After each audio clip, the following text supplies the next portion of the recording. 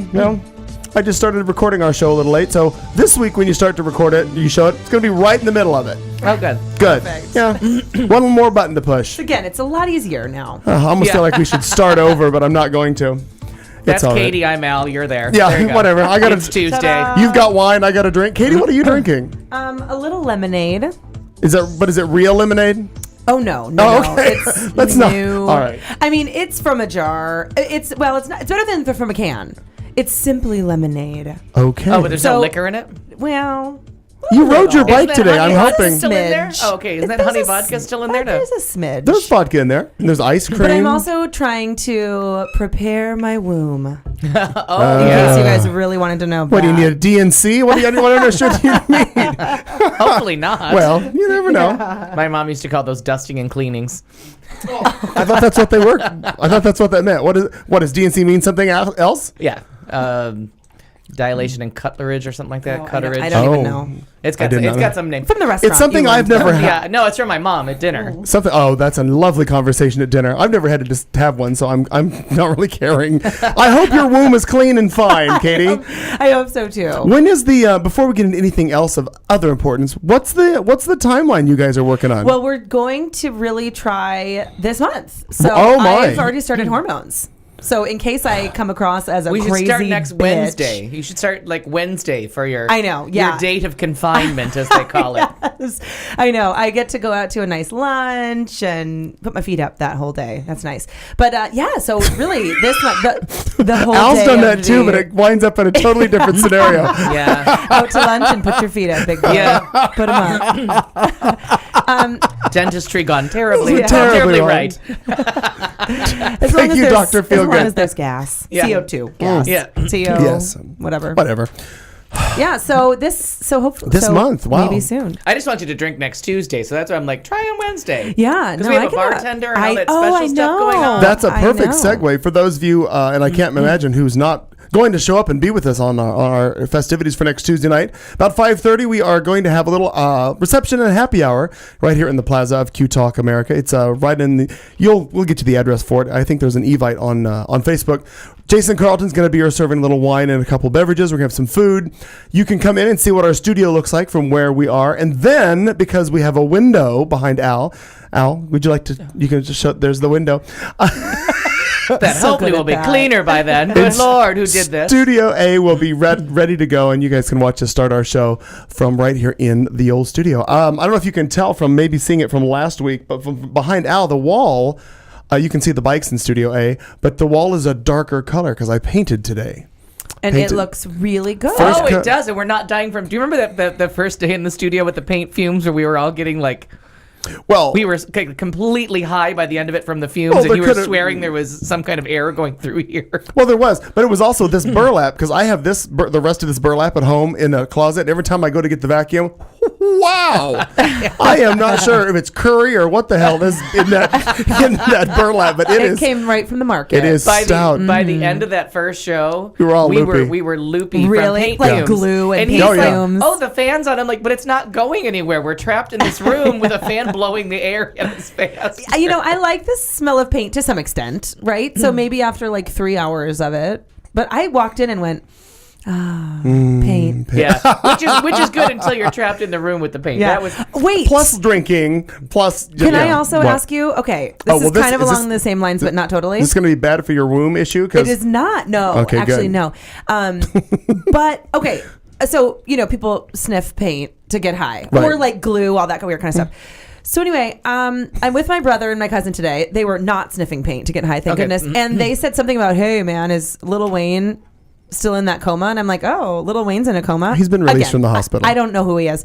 I don't know much about yeah. him. And I go, oh, what happened to him? And they're like, oh, he's drinking cough syrup. I'm like, what? And it's like prescription pain medication syrup. It's Phenergan, which is for like nausea with codeine, which I What guess is that combination that? makes it for a cough.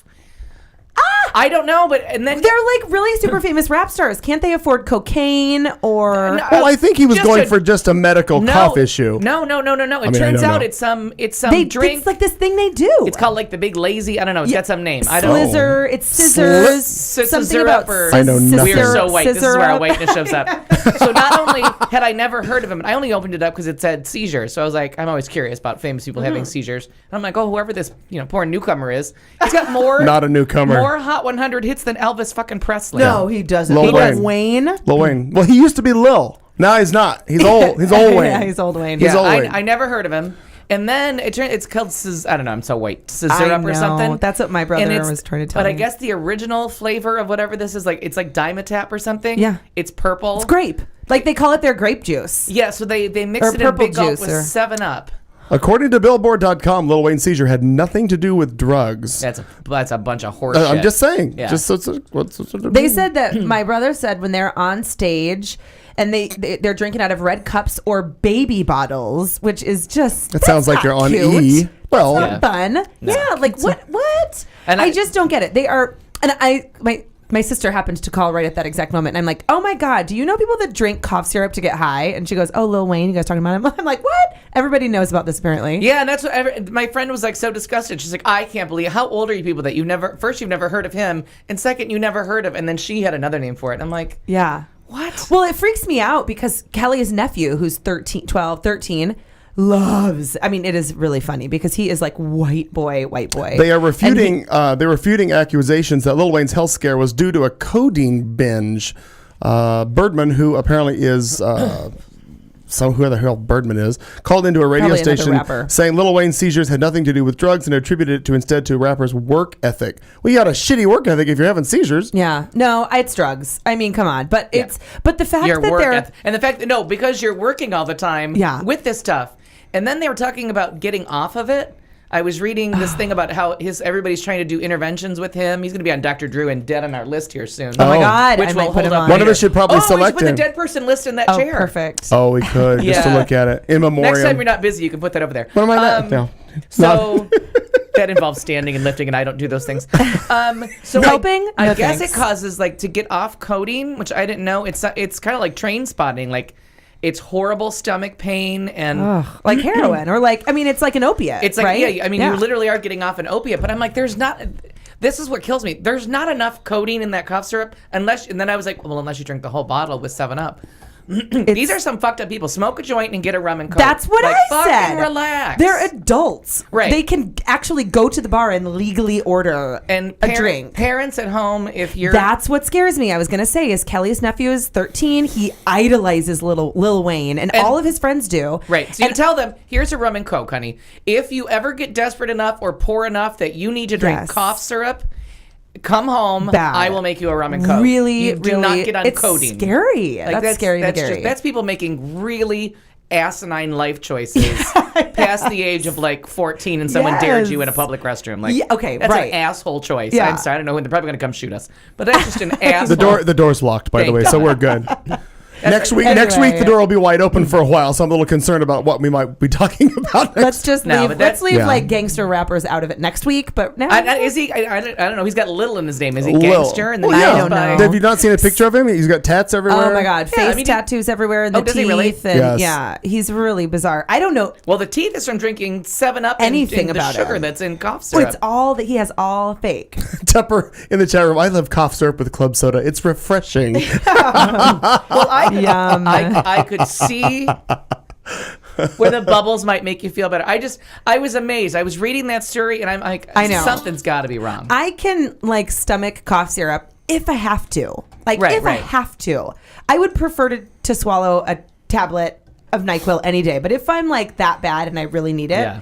but I don't want to pour it into a cup and just drink it at a party. It's just It's a little bizarre. Anyway, And I had to go just look- heard that 2 hours ago. So Because I very rarely throw medicines away. I'm like, oh, it's been in there for a long time. So I went and looked because I had the swine flu a few years ago, and I got the big dog cough syrup, which was hard to get. And now I'm finding out that, just become a rap star and they'll hand it to you for some reason. Well, obviously, if you've got money, you're paying off somebody to do something. I right, mean, Michael Jackson's Michael not. Jackson, Thank you. He's got all these people. Not saying we're grouping black people together, back Oh stars. no, but stuff. anybody anybody with a drug problem. Lohan is a you were classic about to example. say Whitney Houston. I was. You were. She's dead. Though. But somebody else she was committed. an enabler. But I'll go with Mackenzie Phillips and Good. Yes, Yeah. good. Mackenzie. Now, do or you, Jeff Conaway or whatever. He and I know who Mackenzie Phillips is. she Are does. you She on was board? in Celebrity Rehab. For those listeners who don't know, viewers, who don't know who Mackenzie Phillips is, she played the older daughter on One Day at a Time to Valerie Sometimes she was out of town. She Right. was out on a crack binge. Yeah. Yeah. No, I really only know Or her from sleeping with her Celebrity Rehab. father. Remember that? Oh, yeah. right. I mean, not that you were there and saw it and could remember it, but I blocked And it. her father was John Phillips from the from Mamas and the Mamas. Papas. Okay, He was right. Papa. Oh, Not- yes, he not was. John There's Phillips just Sousa. no way to make like That- Papa Joe or whatever the Yeah. what Joe Pa. Joe Pa. What the fuck was his name? Joe Pa. Yeah. Oh, is that Paterno? the guy Anytime from- the word oh, yeah. Papa comes in, I'm sorry, you're driving a windowless van. You're Chester the molester.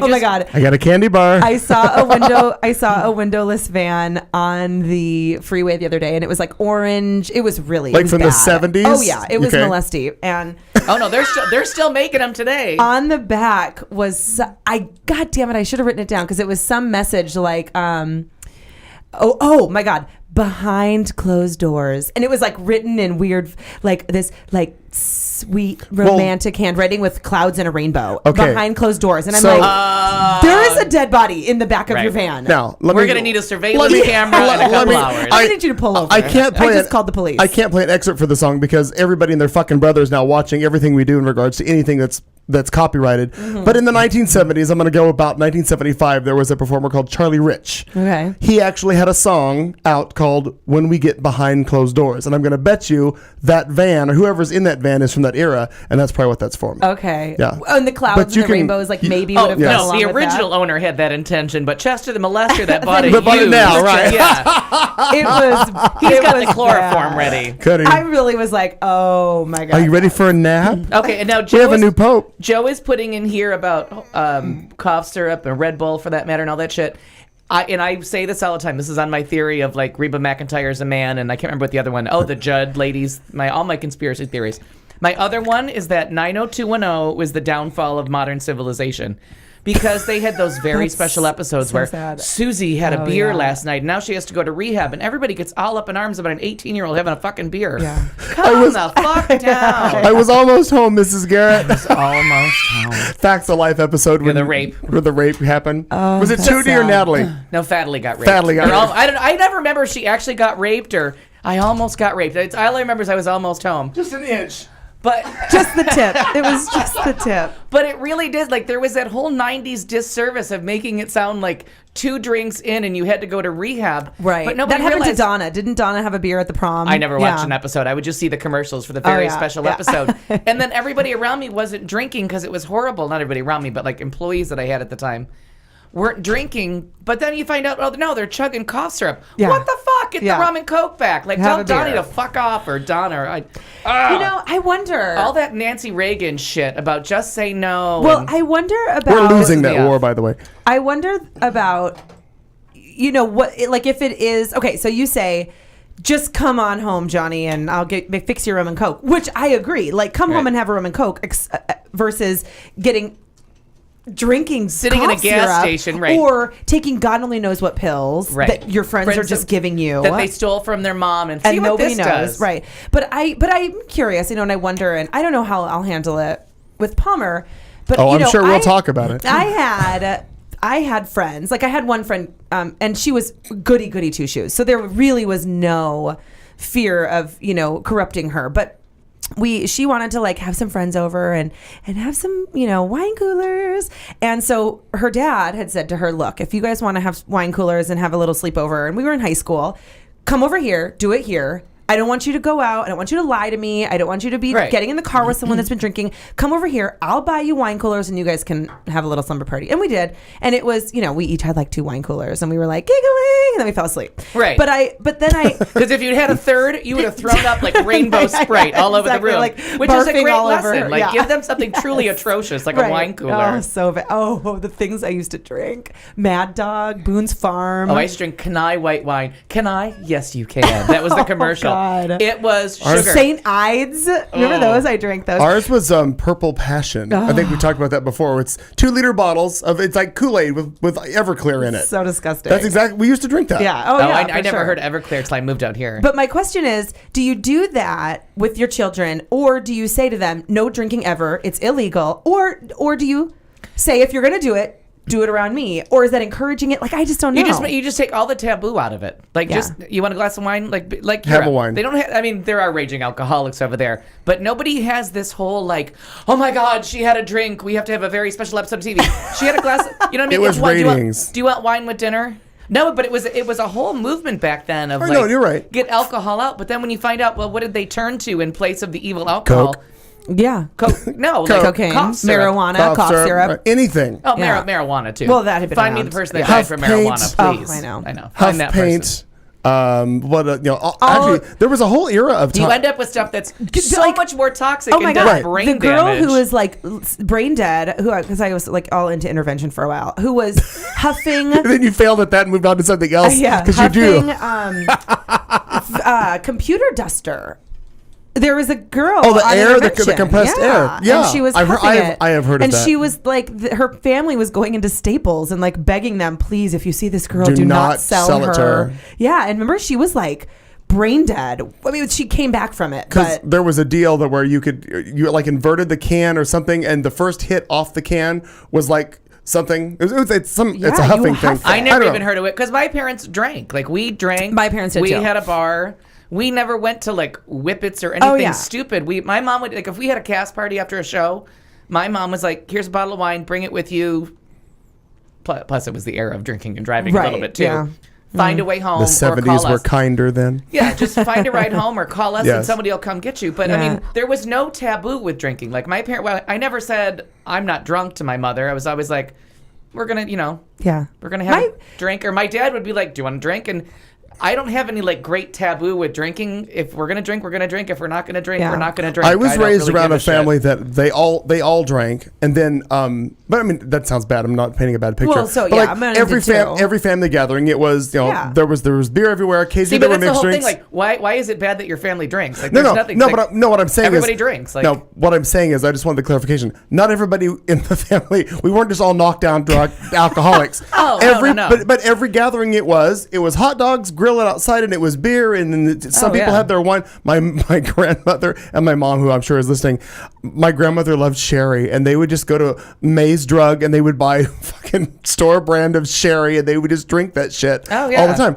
But what's the cheapest thing you can guzzle down? Right, whatever. Right here it is. That's right there. So product placement. I was always raised around it, but I don't recall ever being in a situation. I recall once there was a smoking thing, and somebody tried to say, "Well, if you want to try it," and I do remember. Like taking 3 puffs off of a cigarette, and this is probably back in I was probably 8 years old. Oh wow! And that was it. I was done. No, why would you do that? It made no sense. Like you're sucking on a firework. Who gives a shit? I didn't care about that. And I remember occasionally being around the patio table during family gatherings, because it was. What family gathering is not in the kitchen? Yeah, it's all in the kitchen, or it's on the back patio where everybody else is anyway. And then my uncle or my grandfather, whoever, here, do you want a beer? Do you like beer? I never liked beer. So I really never drank. And I really didn't much until I was in my mid-20s. Yeah. But I've made it for a lot of lost time. Yeah. I've been working really, really hard. And a lot of that time with him. My grandparents gave us my grandma had these little tiny mini wine glasses, like little crystal, tiny little glasses. Okay. And she would give us wine when we would all be together for dinner at her house. And that was like a normal thing. And my dad would occasionally, let me drink a beer. But but then I started going out though in high school, not a ton, but I started going out and partying and like coming home drunk. And then that was kind of a problem. But I'm from the era. I'm from the era where that was normal. Like Okay. You knew. And my dad, I know he was doing it when he was my age. The drinking age of my sister graduated was 18. Yeah. So by the time she graduated, she was of legal drinking age, and they would drink at school. That's not good. But my sister she would laugh and say like, she knew what everybody drank. She'd be like, "Oh, that's so Coke. She likes Jack. She drinks beer." Sounds like you when you worked at BS. No, but that's how you knew who you were hanging out with, is what was coming down the pike. Right. And she has one friend, Lori, and I never remember her last name, but it's none of the Loris, in case anybody from Niagara Falls is listening. It's not the Loris that she still hangs out with. But there was one Lori that even I knew, and I'm 6 years younger, I knew she was Southern Comfort and Coke. Yeah. Like, I knew what she drank. Yeah. And I was 10 years old, and I'm like, yeah, so Coke. Wow. Yeah. This is a first, just to interrupt you for just a brief second, because I can. Yeah. It's my show. We have... Only took you 11 months to figure that out. I'm slow, but I get there. This is the first time that I've seen this in the live listeners right now. We have 4 people from the United States, which I'm going to pretty much guess is Tyler Harrison, my mom. Yeah. I'm not sure. We have Israel and Japan for the first time. Wow. So I don't know what the fuck Japan thinks we're doing. Israel, fun. Welcome, Japan and Israel. Hey. Thank you for We'll listening. get into Konnichiwa. politics later. Yeah. I need the breakdown of the whole. And I never remember their prime minister's name. I always pronounce it wrong, but I'm not even going to try because it's going to be horrible. And go ahead. But what's the deal with him and Obama? Because, I always thought that people were making shit up, but he's going for his first visit to Israel, and that's kind of an He leaves important tonight. ally. Leaves tonight. Let's see. And Yeah, it yeah. turns out he's a personal friend of Mittens. Oh, Mittens. Obama, We haven't yeah. talked about her in a while. Isn't that fun? I was watching a little thing on him because they're making a big deal of this first trip. I didn't realize he'd never been there. And then when Netanyahu, how do you say? It's Netanyahu. But- That's what okay. I was going to say. I Yeah. didn't want to be totally I'm off the mark, but it's so Netanyahu. just curious that, and when he came here, Obama didn't have an audience with him. They just talked on the phone. I don't know if you have an audience if you're not the Pope. Oh, he's not the special. Pope. Fuck him. We're He's all not that here to special. see the Pope. Pope. Did I tell you we got in trouble for that? Yes, I was surprised. Wait a minute. I think Maren Cadell should send us a thank you For note for giving her a little who? shout out. Well, okay, so here's how the technology works in the world, Katie. Let me update you a little bit on this. School me. Take me to school. I warned them about it By the way, 11 I have a months ago. technology update actually personally for me, and it's going to be associated with my own. There's so much going on. Called an intern. We can get one. We should get somebody to produce this fucking show. Haven't we said that a few times? Yeah, we have, but I can't find anybody that I like or want to date. Anyway, Joel Calderon I ran into the other day. So remember Joel from NYPD Pizza? Oh, yeah. Ran He's into cute. him. God, I wish we had Adorable. NYPD right now. Yeah, well, I would too. I'm a little peckish. Yeah. And these Girl Scout cookies are starting to call my They're name. right there. There's also ice cream in the fridge. So in reference to how this works, so now we upload all of these videos, right, to YouTube. Yeah. So the people who have nothing better to do in their life can watch us hours at a time and waste complete afternoons, right? Good people. Well, because YouTube. and Al's a perfect person to go to on this because he knows all the shit about all this copyright stuff and all of the things that have gone down in regards to that. Because you can't sneeze if it's a Donna Summer sneeze without somebody calling you and going, oh, by the way, that was Donna Summer sneeze. Okay. So we played when the Pope was, whatever, they chose the Pope. Right. We played the I Pope. remember. And we played kind of a long snippet, too. Right. So apparently if you play like 3 to 5 seconds, you're fine. But we played like 18 seconds. Well, when we uploaded the video, It got took down right away. YouTube sent a nice little email to Joe and said, oh, by the way, you've got copyrighted material and you can't do that. So we had to snip it out. So from now on, anything that we do. And I had been Yes. warning about like this. our but, little show from our little tiny corner of the universe. Right. Like Oh, they with don't care. 18 seconds. They don't care. But it didn't Wow. matter. iTunes didn't catch any of the shit we were doing. But as soon as we went on YouTube, he was like, they nailed us on that. Because I was saying Right. the Jeffersons is the one. The Jeffersons is really expensive. Right, now, but we And do- the one that nobody can afford, which you're new to the show, so you won't have heard the story before, is Happy Birthday to You. Yeah, we can't From play now it. on, watch a talk show that's on a limited budget. I'll say Katie Couric. Or even The View. Even The View won't pay for it. And if they no, they actually, I've never heard them sing it. So many places. Watch won't. how many ways they get around singing Happy Birthday. And a lot of shows will just try to fake it and do something else, but some of them will say, like, we don't have the money, like, stop singing. And that was Megan Mullally's show. Oh, Where she would be like, wow. stop singing, stop singing, stop what you're doing. We don't have that kind of money. Because Megan Mullally's talk show was made for like $16. Oh Right. my gosh. But it's any song. But it's nobody not noticed just Who that. owns Happy Birthday? I don't. The family. The family's still alive, and they have never let that copyright go. It's one of the most expensive Right. songs out So there's there. that. Because they know what they Wow. have. Oh my God. Well, I mean, who a song doesn't? that will go forever. That Every family will single live forever. person in the world. Right. And then sings another that. really Dun, expensive dun, song. dun, dun, dun. Boom. That's it. You owe them $5 or whatever the fuck it is. Yeah. Pop that dollar bill in the mail. No, and Pop it that five depends in on the your mail. audience. It turns out when I did the research, it depends on how many people have heard Sure. it. But one of the most Wow. expensive ones that there is, and God bless this queer, and if he isn't gay, I'm sorry, Merv Griffin, the Jeopardy theme is so expensive. Oh yeah, And because what did people we- play it all the time. I mean, you play it like It's sort of a joke. Like if you're right. going to do any kind of a contest or any kind of a thing, you go Yes. dun dun dun dun, and then if boom. someone's taking forever to answer Right, for anything, right. and you use it mockingly, you use it for contests, Sure. you use it. So like like say at the Oscars, like the Life of Pi wins, and the best example is 30 Rock. Anytime Okay. 30 Rock wins an Emmy or wins her husband wrote that, and she used to thank them, like, thanks for playing the snippet, you just paid us.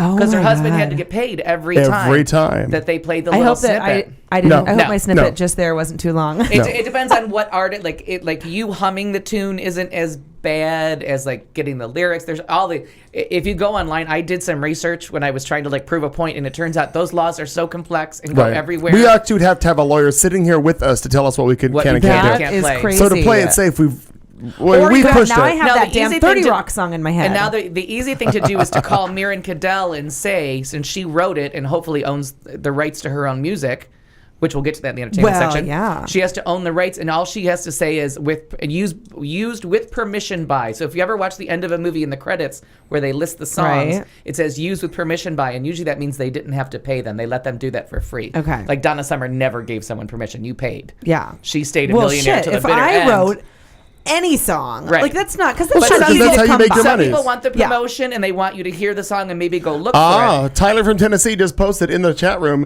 It says online that the Happy Birthday song will go to public domain in 2030. Wow. so So that there long is away. a time, but there is a time limit on it. Is there a specific date? Because But God, public- if we're still on the air, In 2030, let's just have a big party and we'll just sing it to each other. Yeah, so I mean that's how long it is, and Disney is the one that keeps fucking with it and changing the laws because Disney's dead and they don't want their stuff to go to public domain. And that's what I said last week with the Oz movie, Oh, Great yeah. and Powerful. Yeah. That Disney Oh. pisses everybody off. Everyone hates Disney, like across Yeah. the board. 'Cause they Disney won't is let one you of the do most, anything. They won't let you do anything. Like, However- you put an ear on something and they have a stroke and send a lawyer over.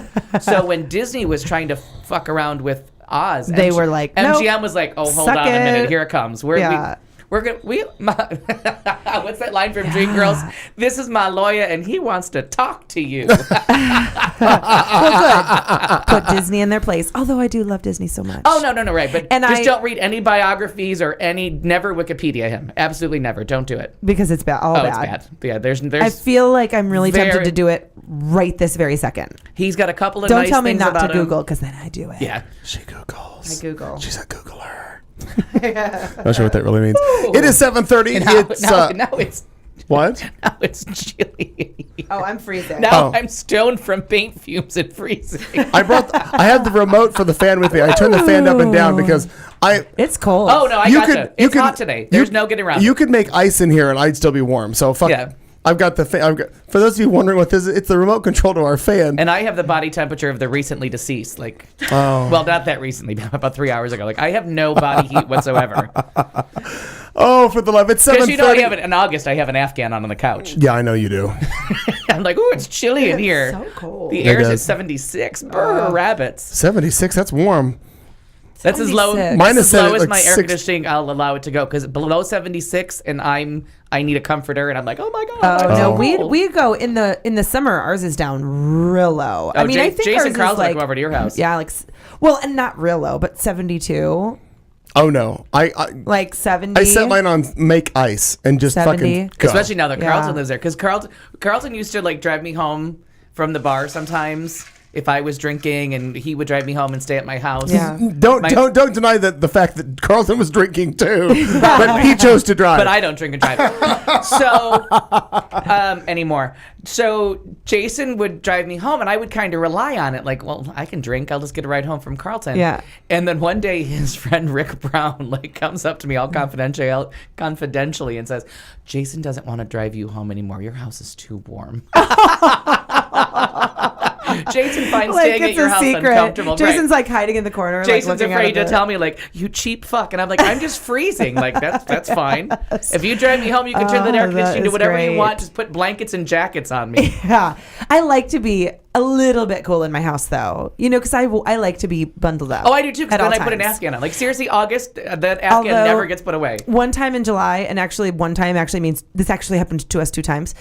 In the middle of the summer, I think back to back before we broke down and bought a new air unit, our air went out in the summer, and it was like No bueno. 105. That's every summer. Oh Right. my God. And we really had every door open, every fan on. And we were we told one of our friends, we are walking around our house completely nude. Like it was so hot. And she goes, that's hot. And we're like, it's really hot. Hot, yeah. It's actually not hot at all. Like I'm going, don't touch me.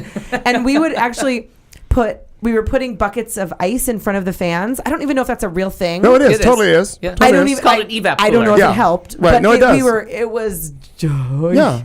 Yeah, So we take advantage of my our air. first house was big enough that it had 2 separate units. So like the living room, dining room had a unit, and then all the bedrooms had a unit. Oh. And it was an older house. It was evap. No, they Oh, were it was both, air. they were both AC. Oh, I'm ACs, sorry. but it was big enough that it needed 2 units. And I rented out the rooms to everybody. I was like a slumlord. So basically, So- what happens is he paid nothing to live there. Oh, I Everybody did. else I never supplemented paid him. $1. I made like so much Such money a off that good house, and I deal. seriously never paid a dime in rent. I always pissed Harrison off.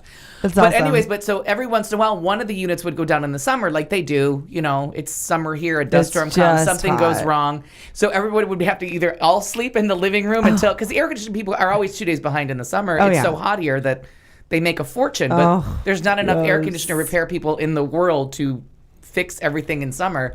So there's always 2 days, but luckily there was always that backup unit. So either we were all in the 2 back bedrooms where it was coolest, or everybody had to sleep in the living room. on But the thank God you couches. had the 2 units. Right, because now I'm it in a is little house with 1 unit, and if that goes out bad. this summer, like, And I don't remember if we were holding out, hoping that it would get better or what. But yeah, ours was out for like a week or more. right, It was and that's hell. 2 years ago, mine went down, and it always goes down on a holiday weekend when you can't do a fucking thing about it. And last year it was Preventative maintenance is all I have to tell you. but they did, and so these guys, I think they're brothers. They're Christian brothers, but they don't use the Christian word all the time. But they're brothers AC or brothers plumbing or brothers. I don't know what the hell they do. But they came around and they're like, we'll come every year, like at the change into And just the look heat at it, right. and do maintenance. So I got to call and make sure that that's still part of the plan, or Yeah. how I get one of the brothers out to make sure that's working. Come on out, brother. Yeah, because I mean, but it happens to everybody. He's looking for another brother to show up, though. I'm Yeah. pretty sure. I know how Al works. It's 7:34. It's the show with Clayton McKee and Al and Katie. Marnie's out this week, but that's okay. Like, it's the quiet one that's out, so right, it really wasn't going to be a pretty problem. much we're just going to keep going.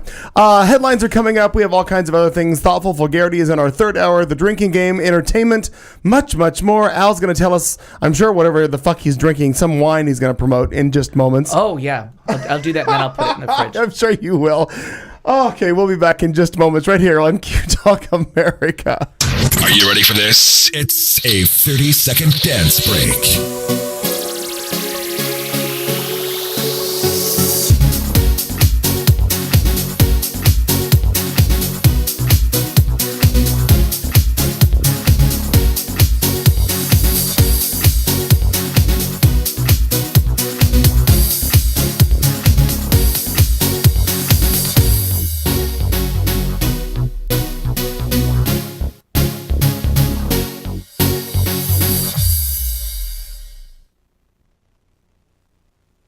And now something special from your friends at Q Talk America. If you're looking for an online retailer that's got one of the world's largest online and mail order selections, offering the very best in gay entertainment, then your friends at Q Talk America would like to recommend TLAgay.com. From gay-themed movies and adult entertainment on DVD, as well as video on demand, they also have other literature, ebooks, and all of those other things that you don't want your mom to find. TLAgay.com provides services to hundreds of thousands of customers worldwide. And now through the end of March, there's a special discount offer for all of our Q Talk America listeners. Do your shopping at TLAgay.com/QTalk. Make your selections from all of the products and services they have to offer. And when you're ready to check out, use the coupon code QTalk. You'll receive an additional 10% off your order, and that's in addition to any other discounts they're already offering. It's a great deal from your friends at Q Talk America and TLAgay.com. Once again, check them out at TLAgay.com.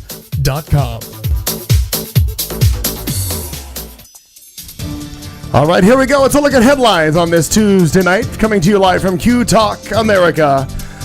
It's the show in Central Phoenix. I have nothing else to say. A guilty thief returns $800 plus from a 1980s burglary. Cops are annoyed at a woman who keeps parking on the railroad tracks. Don't look for quickies in the state of Maine. A man is forbidden from saying the word bingo. And a nonprofit buys a house across the street from the Westboro Baptist Church and paints it the colors of the gay flag. This and more coming up right now in headlines. Oh, for the love of God. And I have a handout. Oh, good. I like to give you handouts. I like I know you handouts. like them. This is funny. I enjoy this, and this is I know. Yeah. This is going to take a second because I actually recorded the. This is about a 2-minute news segment. I have to give credit to. What are you doing? Hey, what are you doing? I'm trying to make it show. I actually put the copy of the picture on our the show with Clayton McKee Facebook page. So if you want to go there, you can find that. But Tyler doesn't have Facebook. Oh my God! Tyler. We should. Can you give me one of those back? Yeah. Hang on.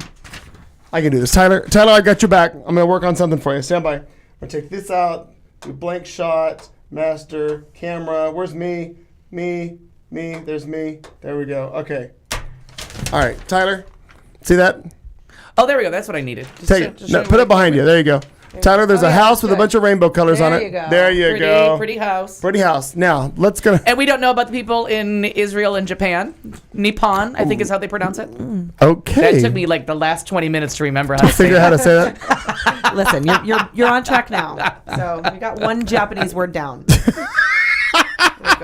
So he's good. Is that what you're trying to say? Yeah. Uh-huh. Oh, let's see if I can play this audio. Oh, why won't this play? I swear to God. If I do. Oh, I know why. Because my phone's doing stuff. By the way, there's an update for the iPhone 5 if you want to do it. I just did it. I probably shouldn't have done it right now. Where is this audio? For God's sakes. Oh my God! Now the whole show's gonna go to hell. Right. Right, we All leave because that of fucking audio. thing to Right. update. There's that. All right. Here we go. Read your story, darling. No, we're going to actually play audio. This is a story about a house that was purchased across the street from the Westboro Baptist Church. If you don't know anything about that, well, you're clearly listening to the wrong network. And here we go. 6 months ago, a house that sits right across the street from the Westboro Church went up for sale, and it had a very willing buyer, a man with a plan. Even snow wasn't going to delay this paint job. I love the colors. I love the colors. I would think that it wouldn't look that good. You might call it the look of tolerance, a house painted the colors of the rainbow like a gay pride flag. Anytime we can help someone out that is, not against gays, people are people. They're all miracles. Kelly Cameron is one of the volunteers transforming this house in a not-so-subtle message to the Westboro Baptist Church across the street. You know, the one that hangs a gay pride flag upside down and says God hates America for its tolerance of homosexuality. Simply try to combat that message. And we thought no better place to start than the Westboro Baptist Church. Aaron Jackson bought the house. He's a founding member of Planting Peace, an organization dedicated to many causes with one main message. Just to show that where there's peace, there's love, and it's time to stand up for equality. He says it's a message of love. It's a message of nonsense, hon. Which is not to say Shirley Phelps Roper, the most outspoken member of the Westboro family, dislikes the colorful house. I just love it. What he does is he keeps the eyes of the whole earth on this message now. Every day, all people are thinking about is God will not have same-sex marriage. Or maybe people like Cheryl Blevins just think the house is fun to look at. I love it.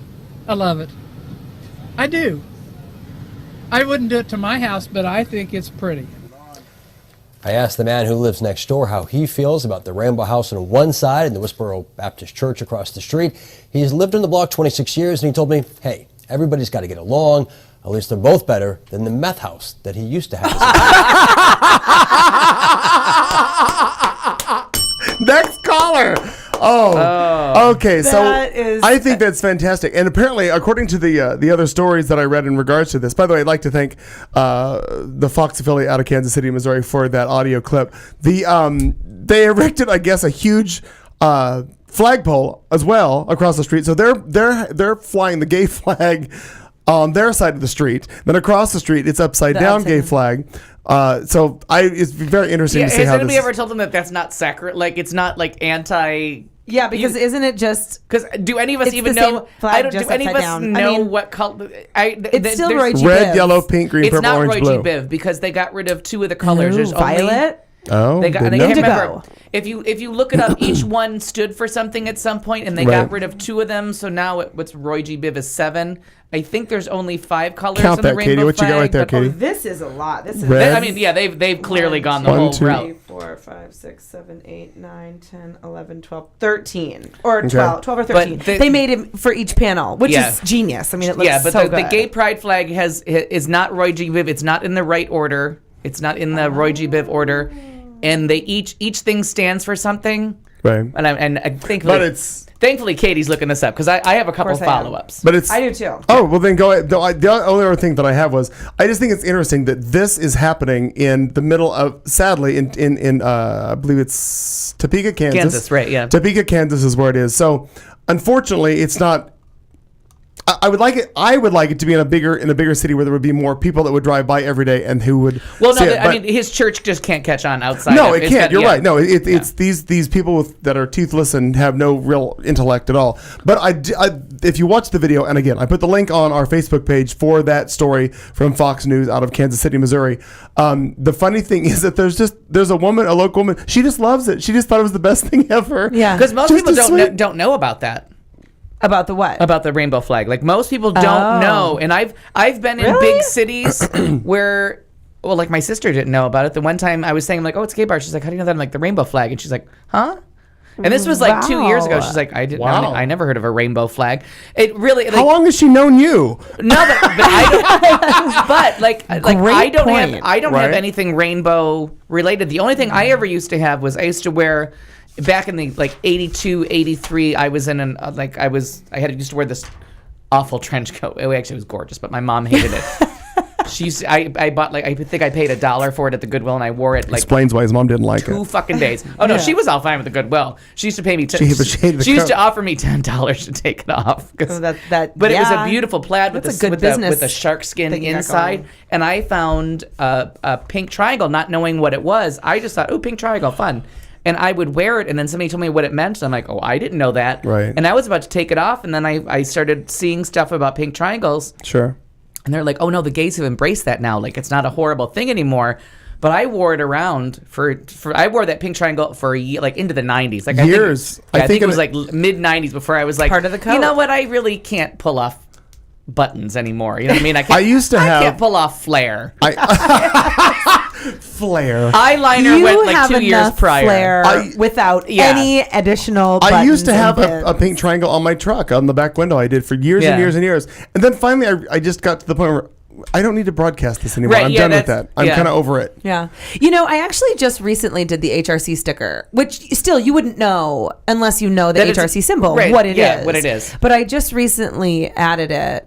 And because I was never a sticker person, but I kind of, I was like, and it's when I became more involved with HRC, but when I drive on the road and I see someone else with an HRC sticker, I feel secretly like an feel I'm alliance. like, yeah. Yeah. Right. No, that's right. No, I get that. And so then I wanted to also throw that on there. I'm very anti-bumper sticker in any I am way. too. I Well, just think it I have always been, but I'm pretty sure you and I are opposed to it and for different reasons. What's your reasoning for it just looks messy. Okay, but mine's because you're affecting a car. That's mine. I was like, why would you affect the finish of a car? That was my parents' thing was that when you pulled it off, it's gonna look like we shit. never. Right. No, And we never kept cars. Like we had no love affair with cars. They were gone the minute like, oh, I don't like this car anymore. Let's get a new car. Yeah. Like my family did that. We always had leasers. no. No, they didn't have leases back in that. Oh, they in that did. era. There was no such We thing. were No, just they like, just oh, traded they off. made a car that has something different. We need a new Right. car. Like we never. We want this. I that's why I'm afraid to drive a car because I've never been in a car that's older than 4 years old. Oh my God, I've yeah. never even except for Harrison's and his, and I'm terrified in both of them. That's fucked up. You know what's funny is If I can find a way to get out of Harrison's car, like walk alongside of it, roller skate behind it, because it doesn't have airbags. What kind of car? It's a It's a little Miata. Miata, and Oh. and now that I have complete PTSD, Oh yeah. I'm so Kelly drove a Spider and got in a bad accident Yeah. and doesn't want to be in those little. I look at her car and I start to sweat now. Like Al is nervous of the fact that my 1961 Dodge truck is in his garage. There's no airbags and no seat belts. at all. Oh, I can't get in that. It doesn't even have hazard lights. Even if you wanted to back up, I'm like, I need more protection. Like, nope. Right. I can't even back out of the driveway with that. I went over to his house a couple weeks ago and I started the truck and just to let it run for a while. Yeah. And he's like, well, maybe we should take it out and drive around. I'm like, no, you can't. Why? Well, there's no seatbelts. And I was like, oh, we're done. Yeah, go ahead. Good luck. See you later. Actually, he really freaked out when I said there was no radio. He's like, what do you mean? I'm like, I drove it from Missouri with no radio. He goes, how? I just enjoyed. How did it run? I just enjoyed the sound of the road and of nothing. Okay, that the sound I of nothing. Do. No, That I could not do. I couldn't back out the driveway with the radio. Okay, so anyways, a few weeks ago it was online, and I'm not sure where the Phelps family and their group of morons was protesting, but they were at someone's funeral and they were doing a protest. Okay, and it's caught on camera. The guy comes up to. It's not. I don't think it's Shirley Phelps because Shirley Phelps is older. It might be Shirley Phelps' daughter, who's a big old cunt. She's younger. That's our first cunt of the story. Or it might have been Shirley Phelps and her daughter. But this video's out there, and it's an obvious gay guy, and he goes up to it must be the granddaughter because they were close in age, but I think Shirley's right there. And he's like, "Hey, so you guys hate fags, huh?" And they're like, "Yeah." And he's like, "You know me." And they're like, yeah, we know you. They're like, I grew up near you. And they're like, yes, we know who you are. Where are you going with this? He's like, you used to have me over for dinner all the time. And we would sing Lady Gaga songs and dress up in costumes and dance around. And the girl's like, yeah, we did. Like, no denial. And she's kind of nodding and she's kind of happy to see him. And you can tell she can't work up her anger. So she really says nothing but nods and like, okay, fine. Gotcha. Yeah. So, and I saw this on davidpeckman.com. So because he has the Phelps family on all the time, he likes to have these controversial people on and do full interviews and just make them spew their hate. Like he goads them on to get them to say all their crazy shit and then tells them they're nuts. But he has this on there and he goes, isn't this interesting that they're not denying that they know the kid?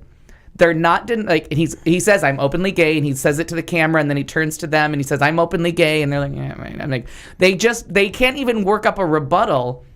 But so I'm thinking, maybe this was a long time ago before they all lost their fucking minds and went anti-gay. But I'm like, Lady Gaga's only been around for like 2 or 3 years, and they've been around for a long time. Right. So they have I'm many like, generations now. And then I'm looking at the years, and he looks like he's early 20s. If you find this video online, I'm like, so is this just their like Stephen Colbert act? Like, do they just put this on to raise money, and secretly they're like, we don't give a shit about gays, but it makes us a lot of money. Like, people send in money from all over the world, and all we have to do is go and, all the crazies will send in their cash to the church. Not that I'm saying they're not evil, they're not rotten, they're not the cuntiest humans alive. Right. But what I'm saying is that when they actually meet gay people in their home and the camera's on, they're like, we don't give a shit. It's very weird. It's very weird. And it's weird. And even like on the show, they're like, anybody know what to make of this? And the two producers and David Peckman are like, I got nothing. Like, why is she not protesting? Why is she not saying, screaming, I don't know you? And you've never been in my house? But she's like, yeah. Yet another reason why they should tax every church ever. You know, ever. What I love when they... Don't get me started. Oh, I would like to... I'm on Louis Judot. Oh, you changed wines. I've been to this vineyard. I'm hoping it's mine that was in the fridge because I don't know anybody else that drinks white Burgundies but me. Don't know.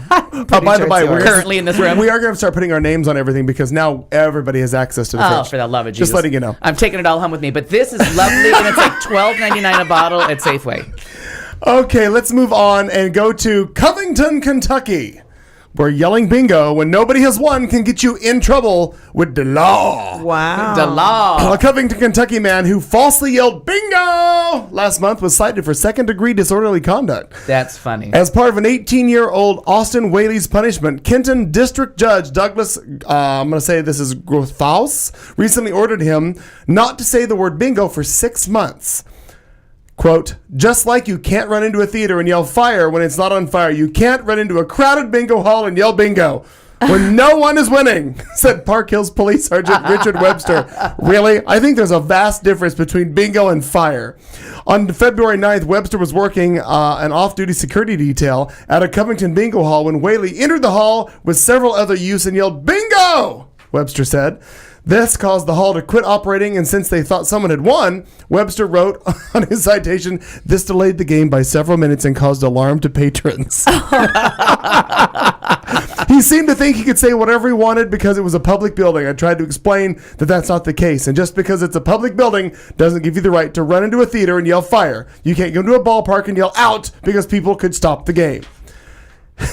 That is too funny. The youthful defendant could have faced up to 90 days in jail and a $250 fine on a misdemeanor charge. So as long as Whaley, who had no prior criminal record, doesn't get into any more trouble within the next 6 months, the charge will be dismissed. He was remorseful in court. He was obviously a good kid who hadn't been in trouble before with all the other things that happened in the court system and the families you're dealing with. You've got to keep a sense of humor.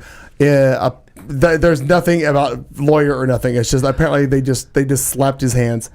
But I love that it made the news. It did. It's a news Okay, story. now here's what I was worried about, and I missed the one word as I thought of it. Now, because they're trying to get rid of the 3 strikes laws in a bunch of different states, and California just voted on this.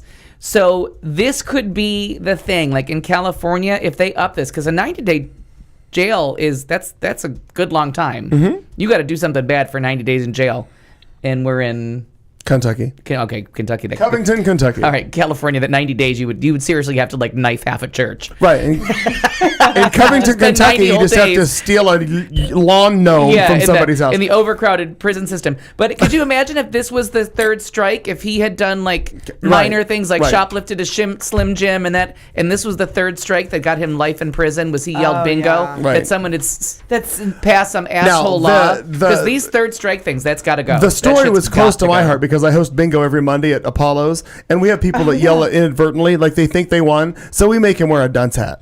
Yeah. Okay, good. That's fun. But that's Don't call the police. That's as far as we go with it. But if done correctly outside of the Methodist Church, Methodists, they can't gamble either, so there's no danger of bingo in Methodist Church. But I don't know where the Catholics fall, but I'm sorry, but playing bingo sober, I'd rather die. Oh, well, I don't play Literally. it sober. We had a great time last night. We never played bingo sober. No, but I have to apologize to Harrison. It turns out Her car has airbags. Has airbags. I did not know. Hush falls over the room. Congratulations. My near nervous breakdown on the freeways of LA last May as we raced to the airport after the burglary to get me to the airport. I was trying to make gentle conversation, but seriously, I was preparing my will and testament on the phone. So, does your truck have airbags? My S10? Yeah. No. Okay. 91. And your S10 is the one also without. No. My 91 S10 does not have airbags. But it does have shoulder straps. Shoulder straps. But it wasn't. Airbags weren't required in 91. Also, my 1961 Dodge truck, not only does it not have airbags, nor power steering, nor power brakes, nor seatbelts, because seatbelts were not required until 1967. It also does not have side marker lights because those were not required until 1968. What's a side marker light? If my truck goes by you in the middle of the night from the side and you won't see it because there's no lights on the side of the truck. Oh, Lord. Does my car have lights on the side of it? They were required starting in 1968. Where on the side? Anywhere. Does my door have a headlight? No, on the side. Orange lights on the side of the car in front, red lights in the back. Side marker lights are required from 1968 forward, to now. All right, the next time I see my car. I'm going to point these out to you. Oh, we didn't do that. What did you do all week? Because We'll get to that. Yeah. We're out of sequence. I'm trying to change things up. Can we go to Augusta, Maine? Because I would like to. I would like many Stephen King stories take Were there place any in Augusta, Did Maine. you transfer any STDs to anybody in Maine? I don't believe so. Just checking. Mostly just around the greater Boston area. Well played. Yeah. Well played. Augusta, That's what Maine. makes you Kennedy-like. Mainers can still get instant scratch lottery tickets, but they can no longer get quickies. The Bureau of Alcoholic Beverages and Lottery Operations announced Monday that the state's instant tickets will not be branded as quickies. Director Jerry Reed, not to be confused with Jerry Reed from Smokey and the Bandit. We got a long way to go and a short time to get there. Audience, a one on that joke. Yeah, this is the Snowman. Anybody out there got your ears on? 10-4. Director Jerry Reed said that the initial response to the brand name was positive, but that it quickly became apparent that the suggestive name was offensive. The slang term quickie, for those of you who aren't paying attention, refers to a sexual encounter, and the lottery name did not go over well with the clerks or the customer. So what do you think about a Slurpee? Because I think that's vulgar. Well, that's vulgar. As Reed put it, the negative concerns were clear after getting the feedback from the branding proposal. The name, however, was never officially implemented by the Maine State Lottery. Oh, my heavens. Well, my stars. Can I get a quickie and a Slurpee? If only there was a takeout service. Or a drive-through. My God, that didn't Oh. even... Oh, no, this is a name. It's not European, but I don't know how... Who's been to Pennsylvania? Either of you? I know the Dutch. They're usually Dutch. I drove through there Don't once. take my copy from me. It is the longest state. Very long. Is it? To not drive as, through. not, Not as, longer not, than Texas. not as wide as Monongahela. Texas. But it is very long. Monongahela, whatever. Monongahela. Yeah, we're going to say that. I don't know. In Monongahela, Pennsylvania. By the way, if you want to type this out phonetically in the chat room, let me know. Police say a drunk and disorderly woman who dislikes train whistles. There's the one. There's that one person. Yeah, she dislikes Joe's them. at home crying because somebody doesn't like a train. She funny. She dislikes train whistles so much that she parked her car on some of southern Pennsylvania's railroad tracks to stop trains from coming to town. Monongahela Police Chief Brian Tempest tells the Washington Observer that the 42-year-old named Bridget Dixon was, quote, sick and tired of hearing the horn blowing, and that she does not even live near close to where the train tracks are, but decided to park her car on the tracks. Police found Dixon's car parked on the tracks with the driver's door open and no keys in the ignition about 11:30 on Friday night. They found that after responding to a report of a woman screaming at a convenience store that her car was, quote, stuck on the tracks. Online court records do not list an attorney for Dixon, who faces a preliminary hearing on March 2nd on charges including risking a catastrophe. So apparently she's already had her day in court. But I don't know. I don't know what the fuck. You just park your car. That's just a dumb ass. She's dumb. Stupid. She might as well just put 7-Up in cough syrup. She's that Yeah. stupid. We might get that from her. Okay, so let's see. Finally, we're going to go to Hastings, Michigan. A burglar expressing guilt about stealing $800 from a Western Michigan store 3 decades ago has repaid the money plus some interest. The anonymous thief sent a note and $1,200 and $100 bills to the Berry County Sheriff's Department in Hastings as they arrived Monday, according to WOOD TV. The writer admitted breaking into the quote Middle Mart on Michigan Street, north of Middleville, about 30 years ago. In the letter, packed with the emotion and spelling errors, the writer asks for help in locating a man who the writer of the letter owed the money to. Quote, anyways, I did a very bad thing and I'm shamed of have lived with this guilt, the writer said. Quote, I can't begin to say how sorry I am, but I have lived with this guilt too long. The letter went on to say, if you do find him, please tell him that I was a foolish, stupid man when I did what I did, and I am sorry. Sorry is spelled S-O-R-I-E. The letter was unsigned, had no return address, and the $1,200, while it includes some interest, does fall short of making up for the loss of the dollars that the purchasing power of those dollars would have had over the years. The stolen $800 would now be worth about $1,800 based on changes in the consumer I price think we index. can add them up and take the average on that one. I think we did pretty good. WOOD TV said the former owner of the store... WOOD. I'm on Wood TV. Wood TV. I got wood. Come on. Said the former owner of the store, now like the called quickie. Greg's Groceries, confirmed that yes, indeed, the store was broken into in the 80s, but the store was sold in 88. Sheriff Bob Barker, not to be confused with The Price is Right, said the letter and the cash came as quite a surprise, but this does not happen every day, Barker said, and the department has no interest in reopening the case because time has passed and the statute of limitations has passed. Also, if you've expressed guilt over 30 years, you've probably done enough time feeling bad about what you've done. There's Yeah. that art painting, the art theft that I think it's... The Imposter? It's a Rembrandt. I want to say it's a Rembrandt and a Picasso that are missing from that private gallery. And the FBI just released that they know who did it, but it doesn't matter. They can't It's say the name statute because the limitation. statute of limitations gone out. Wow. So they're like, well, steal a painting and then just sit on it for 7 years and wait for the limitations to wait run for out. all that shit. Yeah. Okay. So apparently Tupper says it's Monongahela. Monongahela. Monongahela. I was pretty close. Monongahela. Well, we're gonna I get think there. I've been there. Who cares?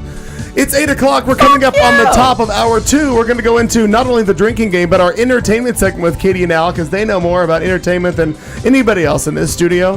And that's only Are you me. caught up on The Talking Dead? Thank Christ. I'm gonna make a cocktail.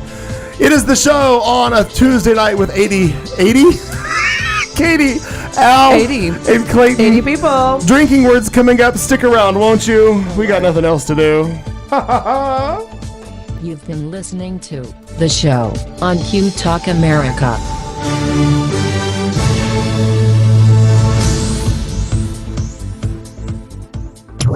This is Q Talk America.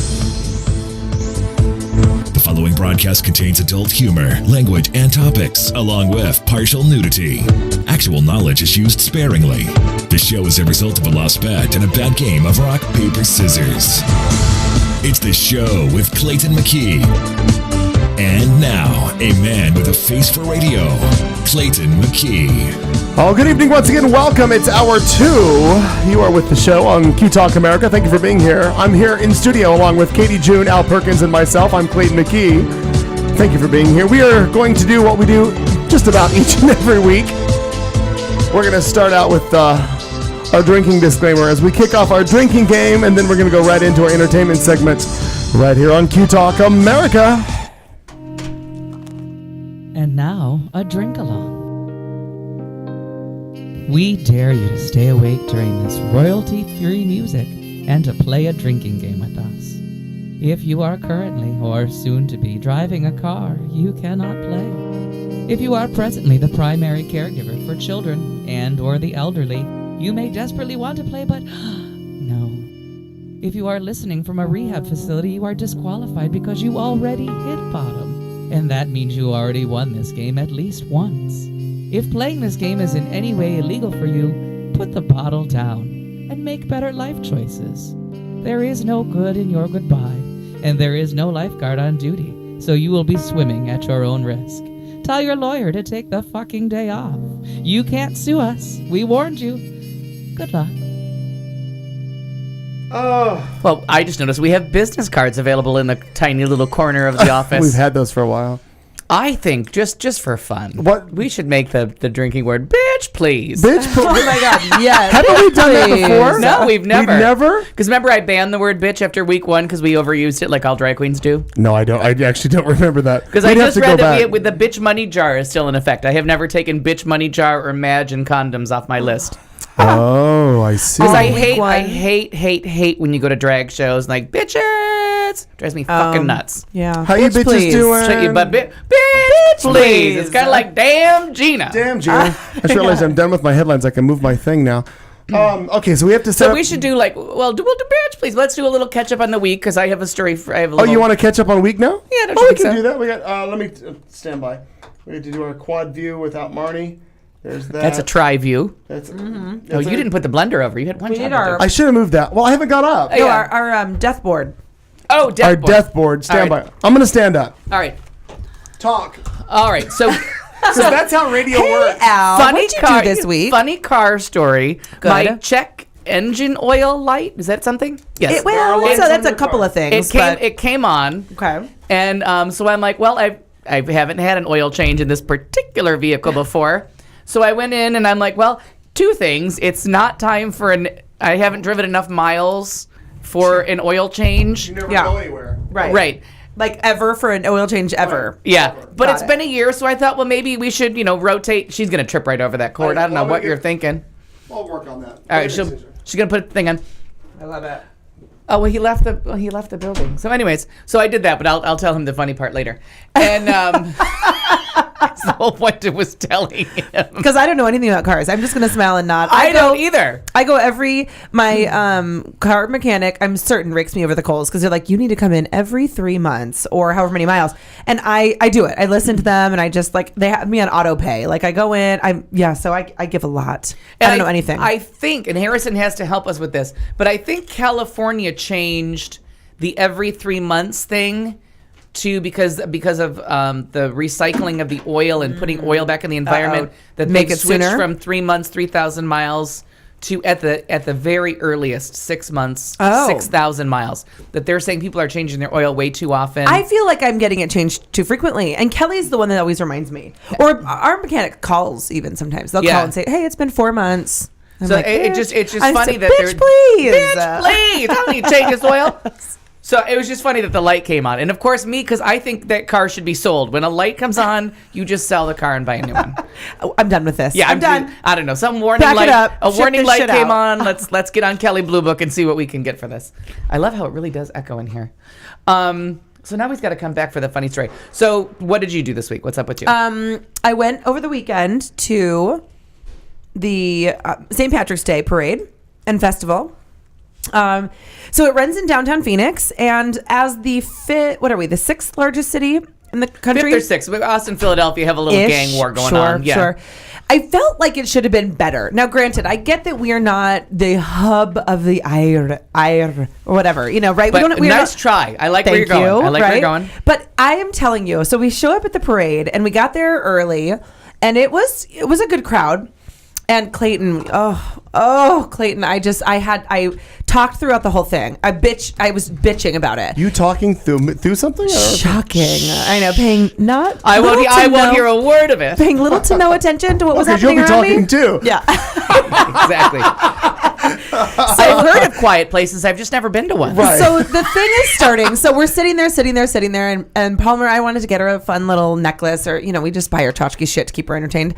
And I turn around and I don't realize the parade is like coming up on me right now. Okay. And I'm directly across from the announcement booth, and how come this is like a surprise to people that are in the road buying shit? Like, it was what I'm trying to say is that it was the parade was not good, but the announcing was so bad. And I think that we've done it for a number of years now with Phoenix Pride. That you feel free to judge. I get that. I do. We're doing it again this year, by the way. Yeah, I do feel free. And so the girl says, it's like she was really surprised that this was all coming up on her. I mean, I feel like you know why you're here. Yeah. She thought it was a rehearsal, and she didn't realize the parade was actually... Could you look to your right? That's a parade. Yeah. These are the bicycles. Are there horses involved in this? It starts off with like the dykes on bikes, but it's bicycles. I said, bitch, please. Don't go anywhere. Dykes on bicycles? Okay.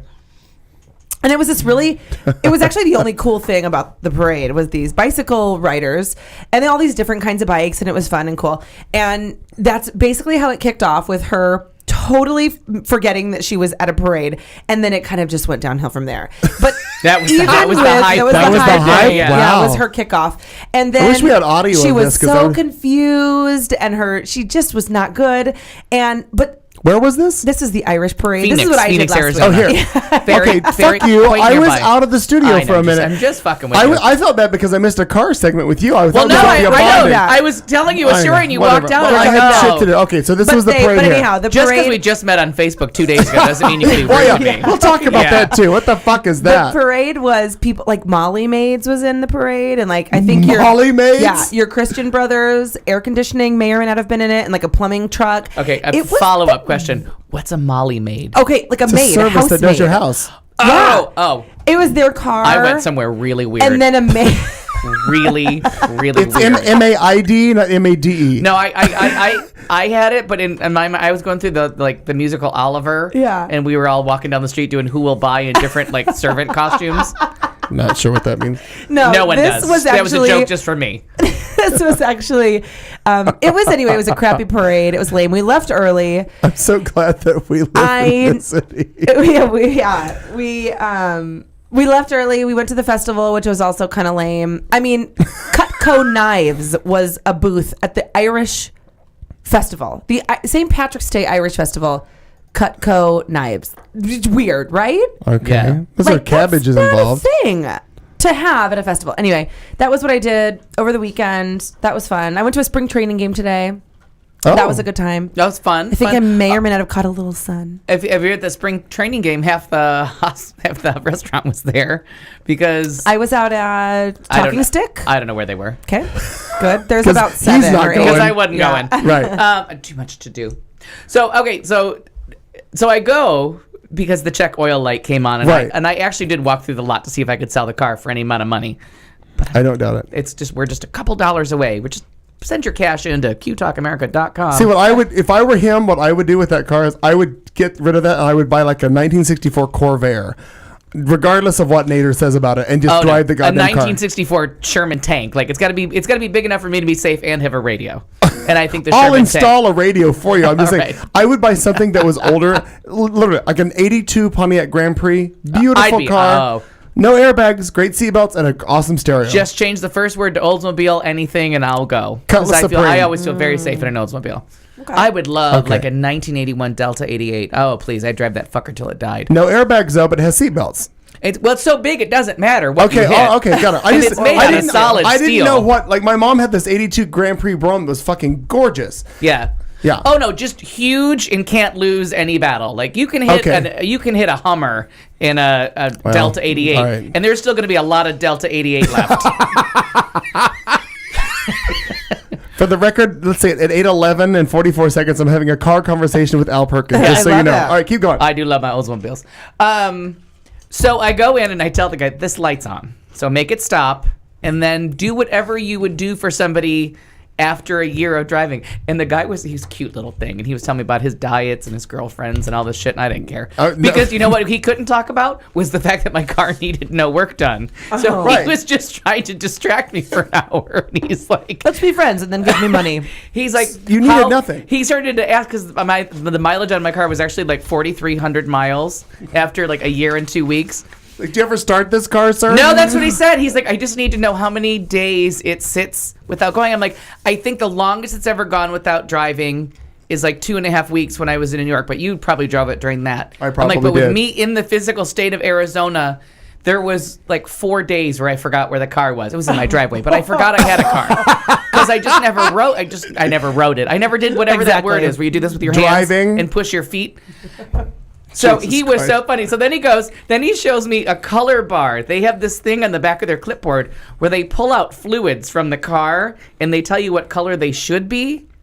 Like, Okay. I'm like, okay. All your fluids should be exactly the way they were Well, from he the said factory. that, some of these things, like your brake fluid will turn into like an applesauce color if it sits for too long. And I'm like, okay. And he goes, 99.99. I'm like, you're fucking high. Whoa. I'm probably going to know if my brakes don't work because I like to stop the car every time I drive it. Yeah.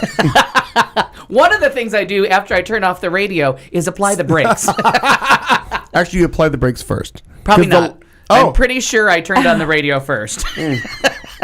Because I don't know, it's electric. It does, I don't know what it is. Okay.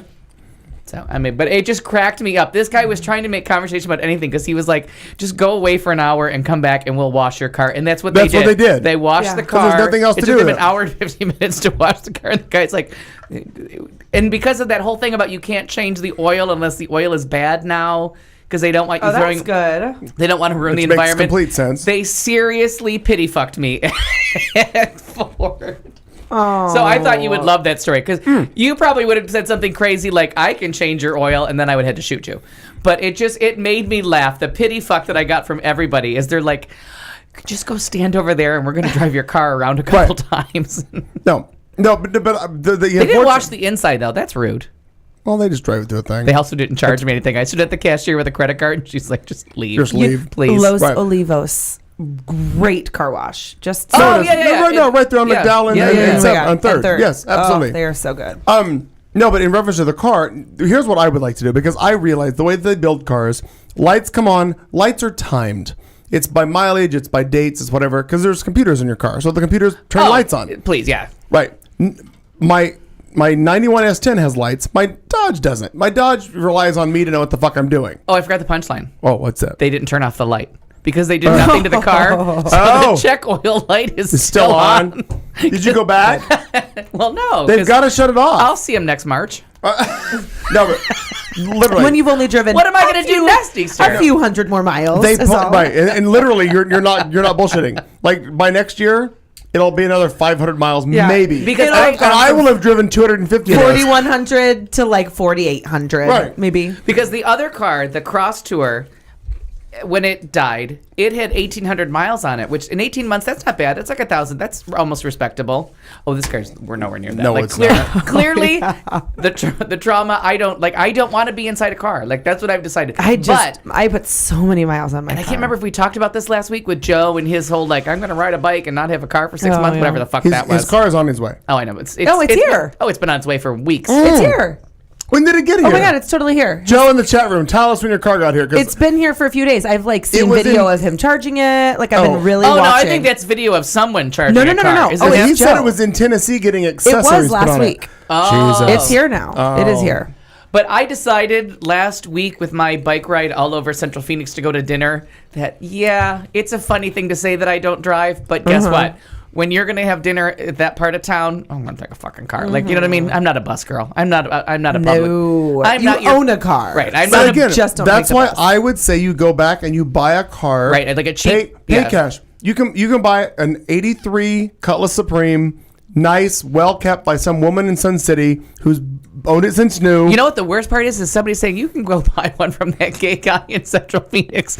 Like I'm now the old lady. Like that's exactly the look I got You're from the the guy. old lady. I'm the old lady that like, well, it doesn't go anywhere. I just take it to the Fat and Easy and get my bottle of wine and drive home. Literally, totally you literally should buy a car and not have any expense. Cut all that shit. Like I don't know what my car is not electric, but I don't know what gas costs. But like every time I pass by a gas station, I'm like, well, that's interesting. Look, they put prices up. I guess you buy something and the there. fucked up thing for him is, as long as he's known me, this car that I want him to buy, somewhere in the area of that car, not the Forenza for God's sakes, because they don't even make that, but find you a car, I can fix just about every other goddamn thing on the car. Yeah. Oh, that's true. I never thought about that. I can put brakes on it. I can fix belts. Very I can handy. Handiest gay I know. The funniest thing ever is because I sold the Forenza. It really was a car. This is a funny You know story. what? I actually know someone else that had a Forenza. Was it and Doug Wilkie? Was it Doug Wilkie? I think it was my cousin Christy. It was named Bradley. I think it was a Forenza. I'm going to text her right now because I'm pretty sure. So the Oldsmobile Forenza, Go. I sold it to the Wilk. Because I don't keep cars for very long, and so he was looking for a used car, and I was trying to get a green car with a CD player. So clearly, we both had needs. All we wanted was a green car CD player. The fact that he couldn't shift it and drive it was irrelevant. Right. Past listeners will You could remember learn. We've that talked about this, right? that I bought a car that I couldn't drive. Because I wanted a green car with a CD player, and then it came in stick, and so I couldn't drive it for like 2 weeks. Wasn't it Renee? I learned in Spanish. No, from my boyfriend Kiki at the time taught me. Ezequiel, but he went by Kiki. He taught me how to drive stick, but the employees at Taco Bell used to come pick me up and drive me into work because I would cry at any kind of hill. But then 2 weeks later, I was putting on eyeliner and singing along and stick is fun. smoking a joint, getting it all done. I like it. But it took 2 weeks of like trauma and I got rear-ended twice driving home from the lot because I didn't have anybody with me that knew how to drive the car. I couldn't test drive it because all I wanted was a green car. When you drove it off the lot, the stick shift, He didn't. never driven He stick ever. He didn't No. drive it off the lot. I didn't drive. Well, I thought you said when you drove it off the lot. They had to like drive it away from their cars because of the insurance problem, and then I drove it and I got rear-ended twice, getting from there to my house. Which was Well, approximately how far? the salesman is like, well, you can go. And he goes, no, my friends are coming to get me. He's like, well, why? Because I can't drive this car. And he was like, I've never sold a car that the person buying it didn't test drive. Because he was like, do you want to test drive it? I'm like, but he kept trying to sell me stuff. I'm like, when you hear the words green and CD player, That's all I want. We're done. So he's like, well, this car's green and has a CD player. We're sold. Let's move on. Did all the paperwork, and then he calls his friend Kiki to come get him. Oh, that is awesome. Crashed That's twice fantastic. on the way out. I loved driving a stick shift. Makes you Doug- feel like a Oh, real woman. I'm good at it too. Oh, good. Yeah, Okay. I got good at it Yeah. fast. Let's get back to the Forenza. But Doug Wilkie always calls the Forenza a car so wonderful they had to stop making it. It's like the Fiero in the Vega. Oh, that was a death trap. I love my Fiero. Oh my god! And Doug Wilkie crashed a Fiero, but if he's listening, he's gonna be really mad at me that I said it because he still lies and said he didn't. All right, the story of the Forenza is this. He had it. I didn't even know him. Okay. I don't think I even knew him at the time. And I don't think so. Or he was just serving drinks at BS West, and I was friends with Doug Wilkie. This was years prior. Okay, so I became friends with Doug Wilkie, right? So we used to sit at BS West, make fun of everybody, blah, blah, blah. We'd still do it today if he'd go to BS West. Or if I would go.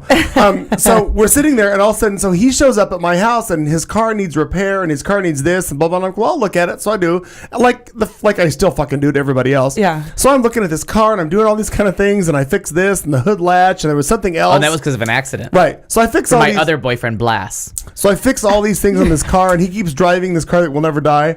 Years later, later, we find out that I'm working on a car that he used to own. And I want to say, like, between you seeing the car for the first time and working on it and putting the connection together that it was my old car was like 17 years. Oh, yeah, God. it was Oh, literally. my It was God. almost 2 decades. Wait, you were working on it at 17 years later when Wilkie had it. Right. No. No. The Wilk got rid of it like years So- later. So in June of this year, I will have been in Phoenix 20 years. Got it. So Oh, yeah, that makes sense. yeah, so I've been in Phoenix 20 years. So in the year, about the first year-ish that I was in town, so we're looking like 19, 18 years ago, I started working on my friend Doug's car. No idea who Al Got is. it. No Yes. idea that Al Because previously we met owned in the car. 95. He Yeah. and I met in 95. Right. So a couple years had gone, or maybe a year or so. But I never questioned. Why would I question? Where did your car come from? Yeah. Never. Yeah, no, you wouldn't. What He crazy fag sold you this car? Right. So he just had this white piece of shit Forenza. And it was years later that I was talking about a car, and he was like, well, how do you know about Oldsmobile Forenzas? I'm like, I owned one. I sold the fucking thing to the Wilk. And he's like, what? I used to Wait. work on that car. And what does Doug Wilkie call it? Forenza. What does he say? A car so wonderful they had to stop me. And the first time he said that, I almost pissed. I said, bitch, please. I forgot we have a drinking right, break. that is a drinking I break. forget we're doing anything but chatting with each other. Right. That's the bad, That's all we're doing. It doesn't that's the matter. good part of the bad part. So yeah, so I worked on that car for the longest time. Funny thing, but I would love it if I could find, and I'm sure we can find it, because I'm still looking for an '84 Eldorado. So around October, November, Harrison, my car will be for sale. I worked it out with Kelly Blue Book, and I figured out like when I'll make money on the car. I would Does love. Harrison want to buy it? Yeah. Well, anybody wants to buy it because it's got no miles. Well, it's, sure. It's going to be a brand new car. It's on. Yeah, you don't take the hit off the showroom floor, but it's got. But I did. It's got, right, but it's got no miles on it. Yeah. Like the floor I haven't mats are even still hit wrapped. demo car miles yet. Like that's what the guy said to me. He's like, Really? it's not even. You're not even at. We can still sell this car as brand new. You haven't even hit. Right. 5,000 is where you become a demo car. Oh my gosh. Oh my bitch, please. I don't like to be in cars. The CD player actually has more time on it than the car. True story. Because I do sit in my driveway and listen to music. He does because he loves the stereo in the car. I do. It sounds fantastic. I sit in the driveway sometimes and pretend like there's not somewhere to listen to music in my house. And I'll like finish the song like, oh, this is fantastic. Oh, I like Listen that. to the wind chimes in the song from Donna Summer. That's good. All right. Holy shit. Well, all right. Well, we've milked that for all it's worth. It's 8:23. It's the show on Q Talk America. I'm Clayton McKee. Thank you for being here. I'm here with Al and Katie, and apparently a lot of booze, and we're talking about cars. Yeah, this has got to be the happiest week of your life. Oh, we just did 23 minutes about automobiles. Almost, right. By the way, we're going to need more snacks. Yeah. I know. I'm there not sure. are some more of these in there. There's something but I saw. NYPD, if you're listening, Oh, by the way, we're hungry. It's time to deliver. I was trapped at Apollo's last night. I don't know if anybody saw this Facebook I post. did, and I couldn't do anything I for was you. trapped at Apollo's doing bingo. The drag race was on, so on, so on. Stacy Lewis. I'm giving a shout out to Stacy Lewis from Bar 1. He was on his way. He went out of his way to 2 or 3 different Circle K's, found a sandwich and chips, and brought them to me. Stop. Oh, how It was nice. so sweet. He's so awesome. so wonderful. I love Stacy He did. Lewis. I gave him a high 3.5, and then It's very kind of you. very good. Yeah, good. He stayed around. I gave him a beer. But he brought me a sandwich, and it was wonderful to have. It was funny. Very But good. The other person who responded to my snack issue was Joel, formerly of NYPD Pizza. What do you mean formally? Doesn't work there anymore? Doesn't work there anymore, but he's in school, and he couldn't get out of school to come bring me food. Okay. I didn't know that was him. I got a friend him. I saw that post. So I wanted him to figure out how just to have food waiting at home for me. That's Right, my new goal. that's very thoughtful. That'll be fine. I think we're about ready to start. Are we ready to do our entertainment segment? Yep. Oh, for the love of God! It's 8:24. It's Q Talk America. All right, this week Madonna dressed up as a Boy Scout and gave one of her best public speeches I think I've ever heard. Anderson Cooper gets the Vito Russo Award from GLAAD. The lead singer for the Spinners is dead. It's Glenn Close's birthday. I have reviews of 2 movies. The Bates Hotel premiere was yesterday. Michelle shocked at an anti-gay rant. I heard about that. And fuck damn, I thought there was something else. It's bitch, please. It's entertainment. Bitch, please, it's entertainment. Woo! All right. Well, we'll start with, and last week we got completely sidetracked, and I like that it's all my favorite people that are birthdays on Tuesday, because Barbara Streisand was like the highlight of the whole fucking time. And then Liza Minnelli last week, and now, who I think is the greatest living actor of our time, Glenn Close. Okay. Which we're going to just lead briefly and then get me off this topic because I'm drunk. I love Glenn Close. Oh, love it. Yeah. We may be screwed. I mean, I am basically retarded for the Glenn Close. Are there more chips? I hope so. She says so. So, Glenn Close's birthday, greatest living actor as far as I'm concerned. Harrison in the mid 90s, as Sunset Boulevard moved from LA to Broadway, Harrison told one of the greatest lies in human existence and invented the Alfred Perkins Theater Troupe and got us third row center for Glenn Close's. Harrison is fun. Okay, tell this story. So she called the, and it's not there, it's in the Kawasaki building. It used to be the Schubert Theater. I don't know if that's really the name for the people from Nippon. I've heard of Schubert Theater. But the Schubert Theater was in the building that was in Die Hard. And in the bottom of the Die Hard buildings was the Schubert Theater. It's no longer there. And that is where Sunset Boulevard played.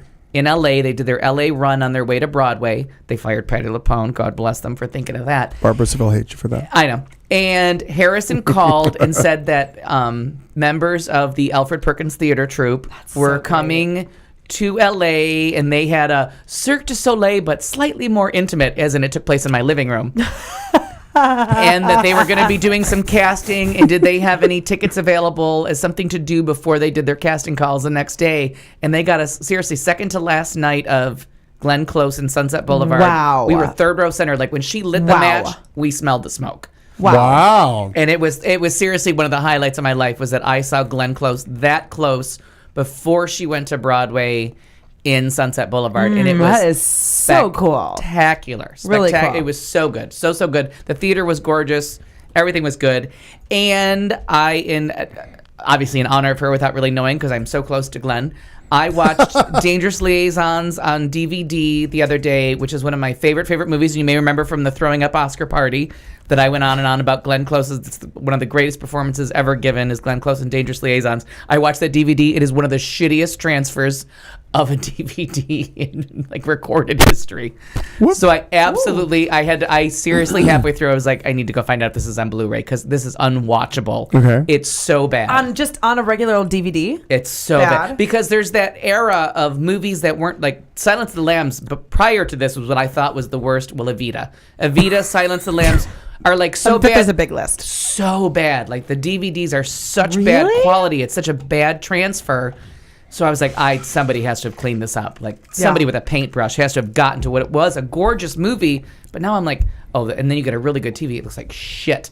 But anyway, so it's out on Blu-ray, but fantastic. Happy birthday, Glenn. I told you, get me off this. Do you watch Damages? I watch, if Glenn Close is in it, seriously. Have you seen the Damages? Yes, I have. Fucking amazing. Yeah, she is the greatest living actor. Like if she's in it, I've seen it. That Damages was like I think the very first time that I had, or I guess that I was watching shows on iTunes, and I felt like it was basically my crystal meth for 2 days, and I literally did not sleep that first season. I literally stayed up. It was so until good. 5 or 6 o'clock in the morning, like on the couch watching TV, eyes not closing, totally like cracked out on Glenn Close and Damages for 2 nights until it was completely done. And Harrison knows her in the 80s, like that I was obsessed with her. And the fact that she does not have an Oscar drives me bat fucking shit. Okay. And then they nominated Glenn Close and Meryl Streep last year at the Oscars together. Love Meryl Streep. And you might as well just put on porn because it was Glenn Close and Meryl Streep in the same year at the Oscars. I'm glad that you're equally as hot for Meryl Streep because I think I like her more than Glenn Close. I mean, I have a little bit more of a relationship. They all have great movies, but I love. But Meryl Dangerous Streep. Liaisons for me is just the greatest thing. The one. Okay. What's true of most men is doubly so of him. I mean, it's just great line after great line after great line. And it's what I'm reading, and so that's my book recommendation for the week. Is I'm reading Les Liaisons Dangereuses. Oh, good. Al. Yeah. Oh, so good, and it's in English. I remember what the last thing was. Okay, Bates Motel premiered yesterday on A&E. It is a prequel to, and a kind of, we're not going to get to him killing his mother right away and start wearing women's clothing. Like, obviously, there's a plan to make this long-term.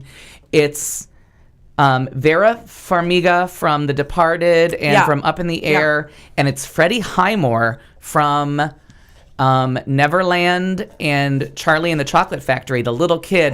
He's a teenager now. Charlie. And I have to tell you, fucked up story. Great. Don't wait till you have to stay up at 6 o'clock in the morning. We're only one episode in. Find this on A&E. It was so good. And their chemistry between the two of them was amazing. And now they're saying that in the important demographic, 18 to 3 years from I'm almost out of that demographic, it had a huge rating, 2.4, which makes it ahead of anything on NBC. And I guess there's something on A&E called Duck Dynasty. That's okay. I've seen it. No, but I guess Duck Dynasty is whatever this is. It's some big fucking deal, and it gets a lot of ratings. It's a family who actually produces duck calls. They made the made duck call whistle. Millions of dollars. I was so much happier according to the atomic clock like 15 seconds ago, and I didn't know what that was about. No, that's what it is. But anyway, so whatever this is, A&E has been waiting to capitalize. They've been waiting to capitalize and get something after it to get those kind of ratings, and they got it with this Bates Motel. I guess duck calling and serial killers go together. I don't know. Well, yeah. I mean, yeah, it's white trash. Just saying. So anyways, reality. so tune in because now they're getting like this isn't Walking Dead's rating. I don't want to oversell it. We're not in the Bible and Walking Dead. Yeah. But for A&E, for like an original series, this is a big deal, and it was makes me it was so an intense happy. 45 fucking minutes. It makes me so happy when A&E and AMC and TBS and whatever else buys or gets the rights to these Good really shows, cool television. Yeah. And you don't have to worry about pleasing everybody because clearly like 30 Rock and Arrested Development, all these good shows that die and languish on the vine, you can get slightly lower ratings and survive. But Cougar now they're Town, proving big fan, love Courtney Cox. big fan. But now they're proving that you get better ratings on these cable stations because everybody's just recording and everybody's just watching what they want to. Yeah, no one's sticking to the you big don't three. Like have to tune into NBC and watch it all night long. You don't have to. But no, take my advice. Watch the first episode. You'll be hooked. It was very good. You don't need to know. Is it scary? Of course it is. It's Psycho. Well, I mean, but you don't need to know anything about Psycho. Like you need no. And I've seen the movie Psycho, but I don't know. I don't have all like you an need to know is knowledge. that a mother and son own a hotel. That's all you need to know about Psycho. Okay. Oh, all right. It was so good. I told Kelly we're in. Elmo puppeteer Kevin Clash has more people suing him, and now it turns out. Wait. I haven't heard anything about him in a long time. Okay, so now the original guy that sued and retracted his statement has said, no, that it was all true. Now that other people have come out, he doesn't feel the pressure. He said he met Kevin Clash at a networking event for models and actors and was brought from his home in Pennsylvania to New York. So, Tupper, here's our story, Pennsylvania to New York. And that Clash smoked crystal meth while giving the teenager another recreational drug. I'm thinking it was a purple drink with 7-Up. Oh my God, maybe. Because it turns out all the teens, but yeah, so I don't know. When there's smoke, there's fire. You got to start to believe it. Wow. Yeah, I mean, for sure, he was like a rich guy. He had some power, and he was hot for the youngies. Yeah, that was happening. But they were all respectable. 16 years old, you're all boys. Get on with it. Yeah. Are you Catholic? Okay, perchance. Another sad note, and I had to Wikipedia the entire history of the Spinners. One of my favorite groups, the Spinners. You know, the Motown boys have been dropping like flies the past month. They're not Motown. Now, they failed at Motown. This is one of my big... Oh, the Spinners, really? The Spinners, they started at Motown, but they didn't get big till they went to Atlantic. Okay. And anytime you're listening to, what's that station called? Pandora? Yeah. Mm-hmm. When you put on Motown and you get Aretha Franklin is Atlantic Records. Atlantic she Records. Is not Motown. Right. That pisses me off. Is that a different... I thought Motown was a genre. No, Motown's a label. It's a label. It's a label. And it's very specific. Motor City from Detroit. But Atlantic, it's Berry Gordy. Atlantic had its own black history, and they treated their R&B singers much better, and they paid them much better. So most of their R&B singers actually made some money and had a little bit more longevity. And didn't wind up on meth or crack somewhere in the gutter in L.A. Berry Gordy, he's with Disney. Don't Google him either if you like him. But anyways, so the Spinners, and I loved his voice, Working My Way Back to You. Cupid, I've loved you for a long time. Right. I've been working my way back to you. I'm pretty sure we have to stop there. Yeah. Probably that's it. Some remake, you're on some board, new, Katie. I like it. Along, what's the one with Dionne Warwick? Then Came You. What's Cupid? What's that one? Cupid, I've loved you for a long time. Cupid, pull back your bow and let your arrow go straight to my lover's next caller. So he died, and just a beautiful voice. Now I have so that good, in my head too. so good. That's so good. He died today, and we're very sad. Was it today? Or was it yesterday? Maybe. But yeah. But what's been interesting? I've been on such a weird sleep schedule. I don't know what day it is. I'm sorry to paint with a broad brush, but I said that a lot of Motown people have been passing. Because the lead singer from The Temptation died, or one of the singers from in The the past Temptations month, died. it seems like there's been like 5 guys. No, there has. Spinners, Temptations. Well, I mean, if you think about it, they were all same era. Right, no, so they're all around the same age. Right, right. They're all in that age. They were in their 20s to 30s. So we're saving money on Medicaid left and right. Jesus, that wasn't what I was going with that. Anyway. That is where or not? No, it's not. But it's the end of a lot of... Please. Please. We are failing on the drinking word. But I just beautiful. He had such a good voice. And Rubber Band Man, which I'm sorry, when I was like 10 years old, the Rubber Band Man. How much soul and debonair can one man have? I don't know Oh that my God. Google that song. Buy it tonight, 99 cents. I'll give you $1 next week. It is. I will hold you to that. It's pure joy, and it's one of those songs when I was like 10 years old and it would come on the radio and I was getting ready for school. I would just dance around my bedroom to the Rubber Band Man, and I didn't know what... then you know what the best part was? When I grew up, there was no dirty metaphor. Like, I didn't find out it was about cocaine or hookers. No. It was just about a guy who was a little limber and liked to dance. Like, it may have been Sammy Davis Jr. It stayed just as charming as an adult as it was when I was 10. Okay, so Madonna dressed up as a Boy Scout at the GLAAD Awards this weekend. You seem to be rushing through these things. You know we have plenty of time. I don't, but I kind of have to pee. Okay. So Madonna dressed up as a Boy Scout, and I'm always worried because when Madonna goes on, she gets that shakiness in her voice, and she loses her train of thought. Like when it gets to public speaking, she gets stuttery, and she seems like, oh, isn't there a smarter? Like sometimes she's her own worst enemy when it comes to like preaching to the crowd, and like whenever they show her getting political at concerts, she always almost gets the word wrong, and you're like, ad-libbing is bad for her. No. It's all scripted, but she's like me. Is she like too impassioned? Right. She's like you. She's like me in that she gets too wound up and she gets too excited when she's talking, and the thought is right, but she uses all the wrong words, and she trips over herself. Yeah. And I don't think you've ever tripped over yourself. Oh, Robomni? Really? Oh, that's just pyro. No, that's just drunk. Right. Yes. Never mind. So maybe the message was the same. So she got up and she presented Anderson Cooper with the Vito. Remember, we talked about the documentary Vito earlier in the year. Beautiful documentary.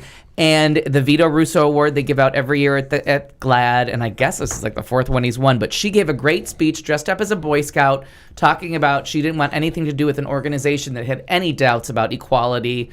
And then she went on, and it was a great speech. Oh, it was she good. stayed Thank on goodness. message.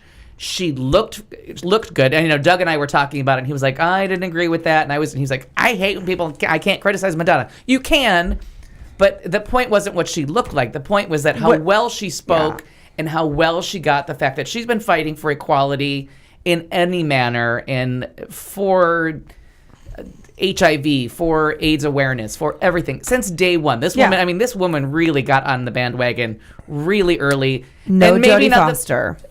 Maybe not the best public speaker, but has always been on the right page. Yeah.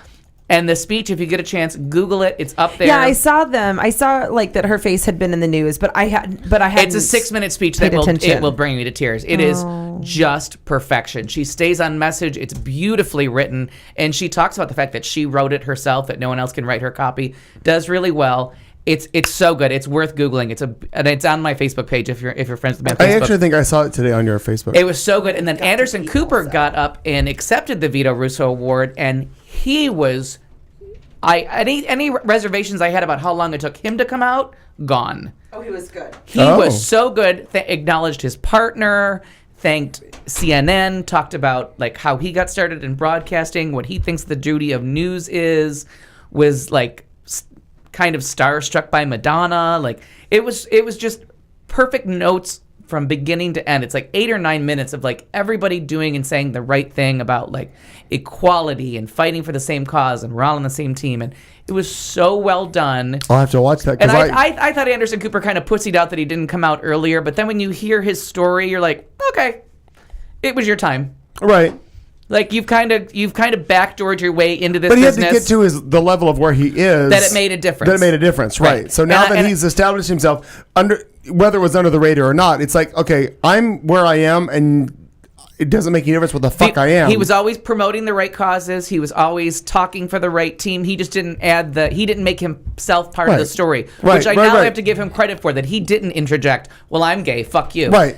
He did it several the right interviews way. we've all seen about that with him, where like he was interviewing somebody where he easily could have just dropped in, oh, by the way, you're talking to a gay man. Right. And I kind of judged him for that, but now that I heard his side of the story, I think a lot of the community had judged him for that. I gotta say, I really, really had to appreciate it.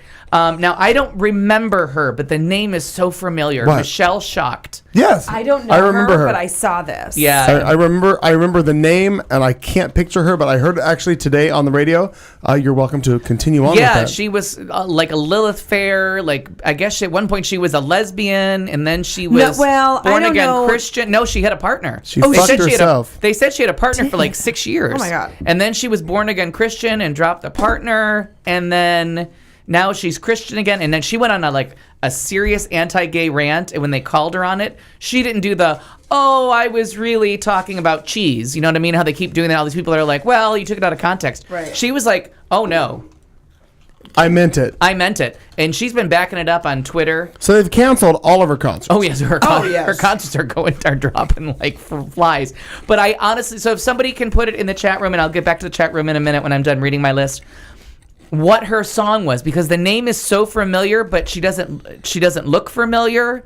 I think she had one hit that that's made what I want to say too. Right. Like, she had one hit. So what was her hit? Anybody in the chat room, just let us know what was her one hit. I could Google.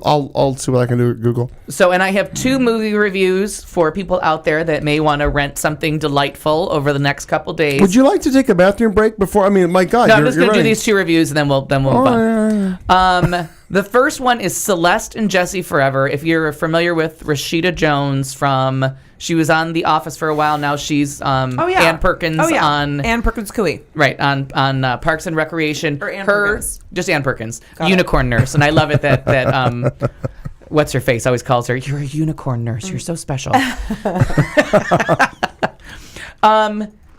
She wrote it with this guy, Will McCormick, who's really funny and plays the pot dealer in the movie. It is a really charming movie about late 20s, early 30-somethings that were best friends and got married and then realized that maybe we should just be friends, and how the breakup goes. So it's kind of like, I kept calling it when Sally dumped Harry. You know what I mean? Like, because they really like each other and they can't get past that point, but they have to get over the fact that they sleep together occasionally still. It's so good. Celeste and Jesse Forever. It's on video. Wonderful. Available from Netflix and Redbox and all that kind of stuff. It's a delight. It's an hour and 30 minutes that you'll just be so glad you watched. And then I finally saw Searching for Sugar Man, Oscar-winning Best Documentary for this year. Oh, yeah. That I did not vote for, because my rule was this year I couldn't vote for anything I hadn't seen. Right. So that's why I lost to Buddy fucking early, 5-4. It is uplifting, gorgeous. It's a sumptuous. I mean, I seriously looked up tickets to find out how much it costs to get to Cape Town in South Africa. Oh, it is really gorgeously filmed. Probably less than getting George Michael to come to my birthday. Slightly. Yeah, a little bit. $2 or $3. I cannot stress enough. This movie works on 4 different levels of this amazing singer-songwriter, and his music is featured through the whole thing, and I'm like, it's great music. He's in the style of Jim Croce. They keep comparing him to Bob Dylan, but only if Bob Dylan had a beautiful voice that you wanted to have sing you to sleep. This guy's voice is beautiful. His songwriting is interesting. He's got that Jim Croce kind of personal songs. I had a super weird love affair with him at one point in high school. I was so obsessed. No one would argue with you. He kind of a Kenny Loggins, not as good as Kenny Loggins, but a Kenny Loggins style of voice, but seriously not that good. And he was writing about Detroit in the late 60s, early 70s, and the racial strife and all that was going wrong. Well, he failed in America. Seriously, the record executive says he maybe sold 6 copies. He was huge in South Africa during apartheid because they didn't know what he was singing about. They just took it as a universal message of racial inequality and censorship and government going wrong and a city going to shit. So they adopted him as their own and never knew anything about him, and people would look him up, but there was no liner notes. There was nothing in there. He got re-released on CD in the early 90s and was big again. And everyone thought he killed himself on stage. Like the urban legend was that he either set himself on fire during a performance or shot himself. So everyone thought he was dead. And in the CD re-release, someone wrote, if there's any like musicologists out there, please give it, if you have any information. And somebody, because he disappeared from the United States. Because he never sold any records. So he didn't really disappear, he just failed. He just was never here. But on the other side of the earth, in a town, in a city going through something completely different, he became huge, like bigger than Elvis, bigger than the Rolling Stones, outsold everybody. And they were like trying to like give you an example of like, it would be like selling 50 million albums. It'd be like selling Thriller twice is what this guy did of this CD that no one knew anything about. And they were like, we never asked him to tour because we're like, we're a small country. They just assumed he was huge in America. They just assumed he was big around the world and he would never come to their small little shit town. And he's on the cover, sitting down, legs crossed, glasses and hats. They don't know what he looks like. A black man with the glasses. No, and no one knows. Oh, still. Like they're part of the documentary is, what race are you? Wow. Because they don't know. I thought he was. No, he's African. He's actually because I saw. I thought he looked like a Santana. He's like, Native. Right. That's exactly. what I was That's right. envisioning. Oh no, he is Mexican. I thought he was Native American. He's actually Mexican. So I thought he was darker. Maybe I'm wrong. No, and who knows? I thought he was Asian. Like seriously, for the whole movie, I thought he was Asian. It's so good, and it works on so many levels of like these people that got through apartheid, and he became like the voice of apartheid or anti-apartheid, and got the movement going through banned records. He was one of the most banned records and one of the most popular. Wow. So he has this whole movement going. Then they find him, and he's got adult children. They're like, "What? Oh, Our father's famous." So here he was. Oh my God. He was totally out of the loop. He's a handyman bricklayer. Right. That someone came and found, and we're like. And so here's this guy that hasn't performed. His 2.5 records flopped. Seriously, the guy says 6 copies. And it's just the greatest thing. Like, they just come and find him, and someone's like, no, he's not dead. He lives over right there. there. But then they have a charming guy, and you don't know the context of, like, the time frame. And there's a guy going, yeah, I thought he was homeless. He's nice. He shows up and does jobs. And you don't know, like, is this a friend of his from the 70s? Is this a friend of his from yesterday when they found him, or a friend of his from yesterday? You don't know. Right. And the daughters are like, our father's what? Yeah. So they fly him to South Africa, and the people it's like in South the Pope Africa, showing up. well, the people in South Africa are like, well, this guy's dead. Is he real? Like they thought it was an imposter. There's no way to tell. The daughters, this is so weird. I really feel like I need to watch it. It's phenomenal. And it did win, didn't it? It won Best Picture. I've seen excerpts from it. It looks phenomenal. And the daughters are like, our father's famous somewhere. That's like crazy. he doesn't even have heat, and he's missing some windows in his house, and you're telling us he's famous. Right. In another country. In another country about something he wasn't writing about. He was writing about the destruction of Detroit. Right. And it's so damn good, and you're so inspired by his story.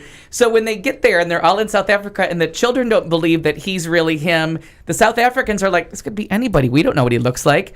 And then they tell him, like, we don't have a band. Like, if he's gonna play a concert, like, he doesn't have a band. He's not prepared. So they're listening to a CD and trying to learn the music, and he just walks in and starts singing, and they turn it down. They're like, oh, Sugar Man. We're good. Oh my God. We're good. Oh my God, it's so much fun. It's such a good documentary, and it's so filled with like so many uplifting, positive messages about someone that just had a great talent. No one really knew about it, and he went back to his life and said, "Fuck it." But then when someone said, "Do you know the songs?" He knew every song. Wow. Now, is it currently playing locally?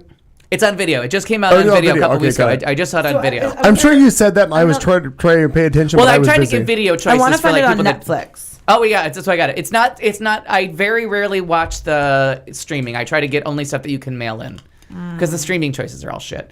But if you can, Celeste and Jesse Forever and Searching for Sugar Man, it's only $8.99 to get the mail-in version of Netflix and I should do come it. to your house and watch it with you. I just mailed it back today. Actually, no, because I want to see the special features, and I always say, like, because I saw all of them now that were nominated for Best Documentary, and there's never an ending. Like the Invisible War one, the Surviving. Oh, you did talk about this. There's no ending to them, so you get why people are like, well, that's not very satisfying. And this one, they find him. Oh my God, no, but that's not the point to it. Because it turns out he was found in '98. Like, it turns out we're like 15 years past finding Sugar Man. When they tell you all that's gone on with him since, in the ending, I was like crying uncontrollably. I'm like, who is this man? Like, who just has all this talent, tried to Revered, share revered it, in a country. that he knew nothing. He didn't Right, know he was famous. nothing He about. thought it was a prank phone call. Oh my but who God. is this man that has all this talent, was really good, everyone was amazed by him, disappears, and then someone says, come back and perform? Yeah. so Does it, cool. and then walks away again and just says, well, that was very nice. Oh my God. And I don't know if it's... I can't wait to get home because that's why I thought I was going to be late because I just finished the movie and I'm like, I want to buy the songs. I'm sure he already saw it, but I'll tell you, Katie, while he exits stage left. Go! There is footage that I saw of this documentary where he walks on stage and it's almost it's like the Pope. It's like they just go they ape shit. revere him so much. He walks on stage and once they realize that it's him, it's insane. It's insane what they just like. Oh my God, it's you. Like like he said, we thought you were dead. We thought you were gone. Blah, We didn't blah, blah. think you were, like, no. You were existing. just living in where the fuck Detroit, where the hell he is. Oh my just as a simple man. Had a couple songs. They all liked him. Blah blah blah. Yeah, it really is crazy. So the documentary, I'm sure it'll be good. I'm sure it's inspiring. Oh yeah, I want to see it. Yeah, I haven't seen that. But I went and saw, or not went. Well, I went and saw Oz. No, I can't. Had you seen that or not? No, the new one, the Great and Powerful. No, I have my thoughts about it, but I haven't seen it yet. So I liked it. Kelly walked out. We didn't Really? go together. She went with her mom on Thursday, and they How do you walked walk out and out? asked for their money back. Really? Yeah. Mm-hmm. She hated it. Wow. Had you seen Oz? Yeah, I couldn't who walked out remember. and won the Kelly money back? and her mom. I was half and half. I was Really? like half of it. I thought this is fantastic, and then half I was like, I'd like my money back. I for just that. thought it was very magical, and it was like just to watch it was so intriguing, and it was just beautifully done. Now I did close my eyes for a little bit, but that also could have been that I was at the eating and drinking theater and I had a couple beers. So, Right, but yeah. you know, I mean that's That could a happen. possibility. Happens. But I thought it was just. But again, we talked about last week that I love Wizard of Oz. I love everything to do with it, and I thought it was really fun. And I went with my friend Stephanie, who is also a movie gal, and she was really into it as well. Just thought it was just a beautiful setting, and the 3D was fun, and it was cool. It didn't seem totally. I don't even give a shit about 3D. Unnecessary. It was just a kind of a fun, beautiful movie. You know, just all of this. Yeah. I don't know if you can call it cinematography when it's CGI. You'd have to ask him. Yeah, Okay. I have that same feeling. There was, like it's not cinematography Yeah. because it's not real, but yeah, but it is. But it is. because that's what Life of Pi was to me. Okay, That's what yeah, Life of Pi. Because right. Life of Pi was so beautiful, so beautiful. But all fake. I heard something like 4 minutes of the entire movie is the real tiger. The rest of it's fake. oh, I'm sure. Oh, yeah, it's got to be because you can't work with the tiger. There are no domestic. Though I realize when I see Siegfried it. and Roy will tell you there are no. No, but I can say by every preview I've ever seen, I realized it was fake. But I didn't realize that there were actually real minutes of an actual tiger in the film. and you can kind of When he's behind the gate, maybe.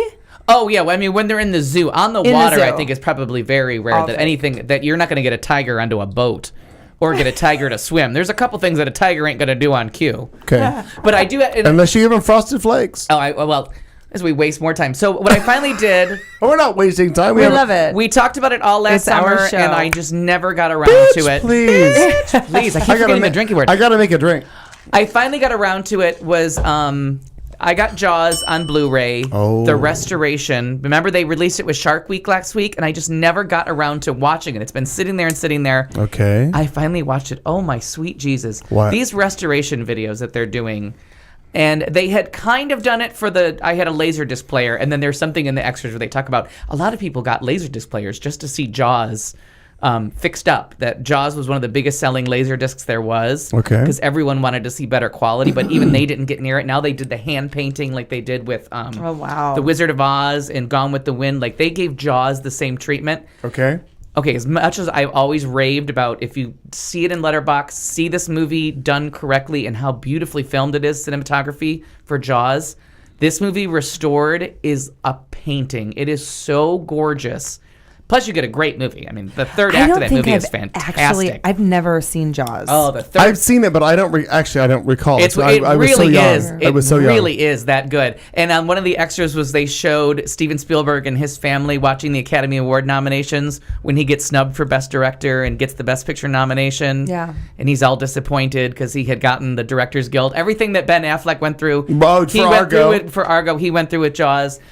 But they're not fucking kidding. I mean, there's one shot over Richard Dreyfuss's shoulder that's just too beautiful that you're like, all right, now we've gone too far. Right. Clearly, nothing you're ever going to find on the ocean is going to be that pretty. But oh my god, what? And it's such the third act of the three of them on that boat with the shark that doesn't work.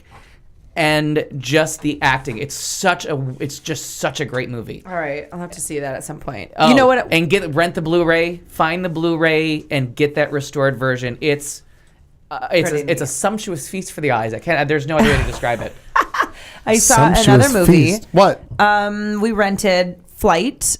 Oh, which was really intense. Really, and not what you're expecting, right? No, and at a couple. Have you seen Flight? I have Denzel. I know of it. So at a couple of different points in the Involves movie, a plane. without and I don't not really, but yes, yeah. And I drinking. Oftentimes I said, "Bitch, please." Yes, bitch, please. It does involve drinking, and I will.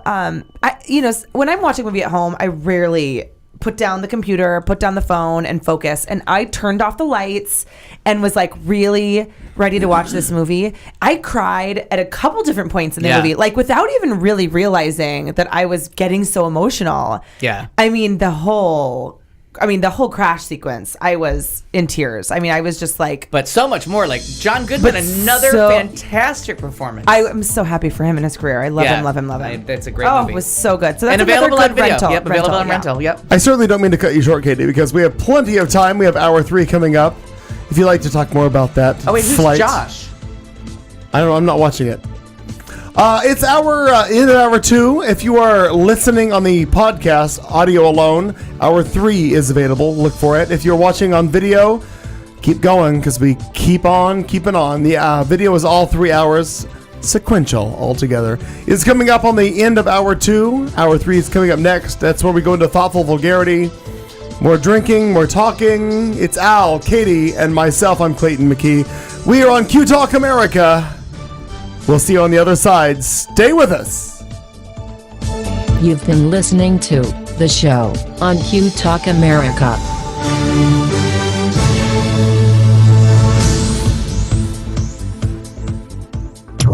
This is Q Talk America.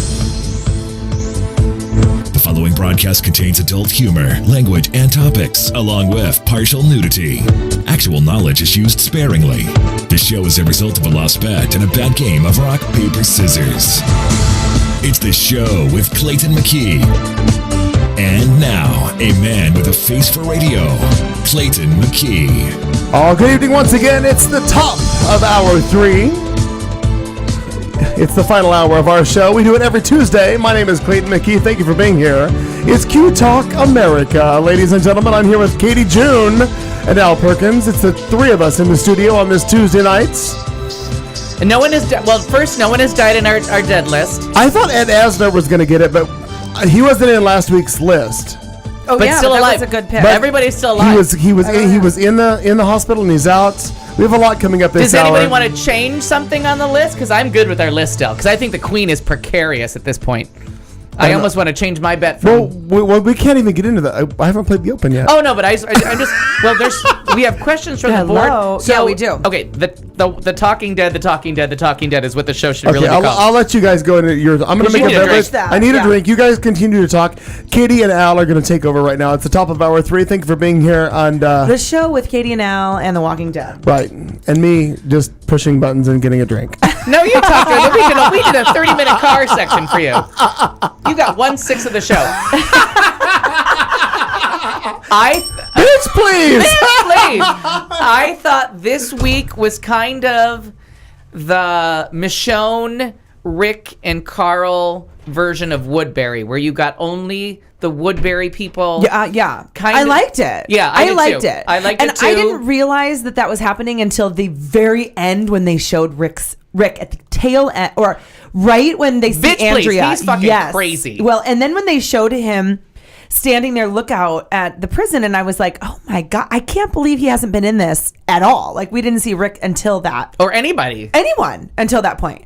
It was, I loved it. Yeah. I loved this episode. But I had to call bullshit on why didn't she steal the truck? Okay. Big double bullshit. Fucking ridiculous. I thought thought the same was thing. Sitting out there. I was like, that. She's obviously going out for the truck. Right. I know. Spoiler alerts all over the place. She doesn't get the truck. But yes, that was stupid.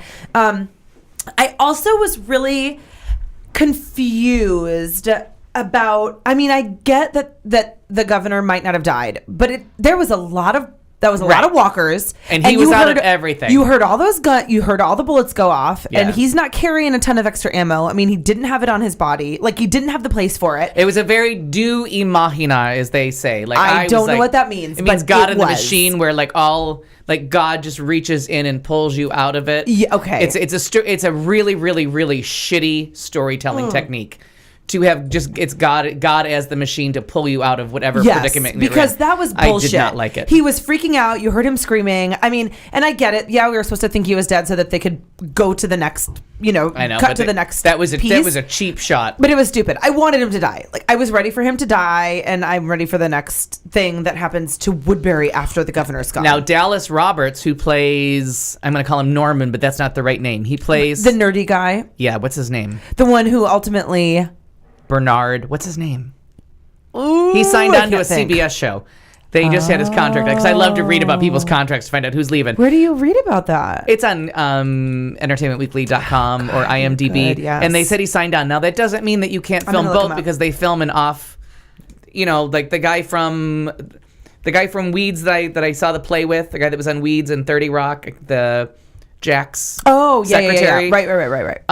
He was on like 4 different shows at the same time. It is possible. There's another guy that is on Portlandia, an Indian guy that was also. I was watching Portlandia, and I'm like, wait, where did this guy come from? I just saw him on another show. Yeah. So yeah, it is possible, but he has a contract somewhere else.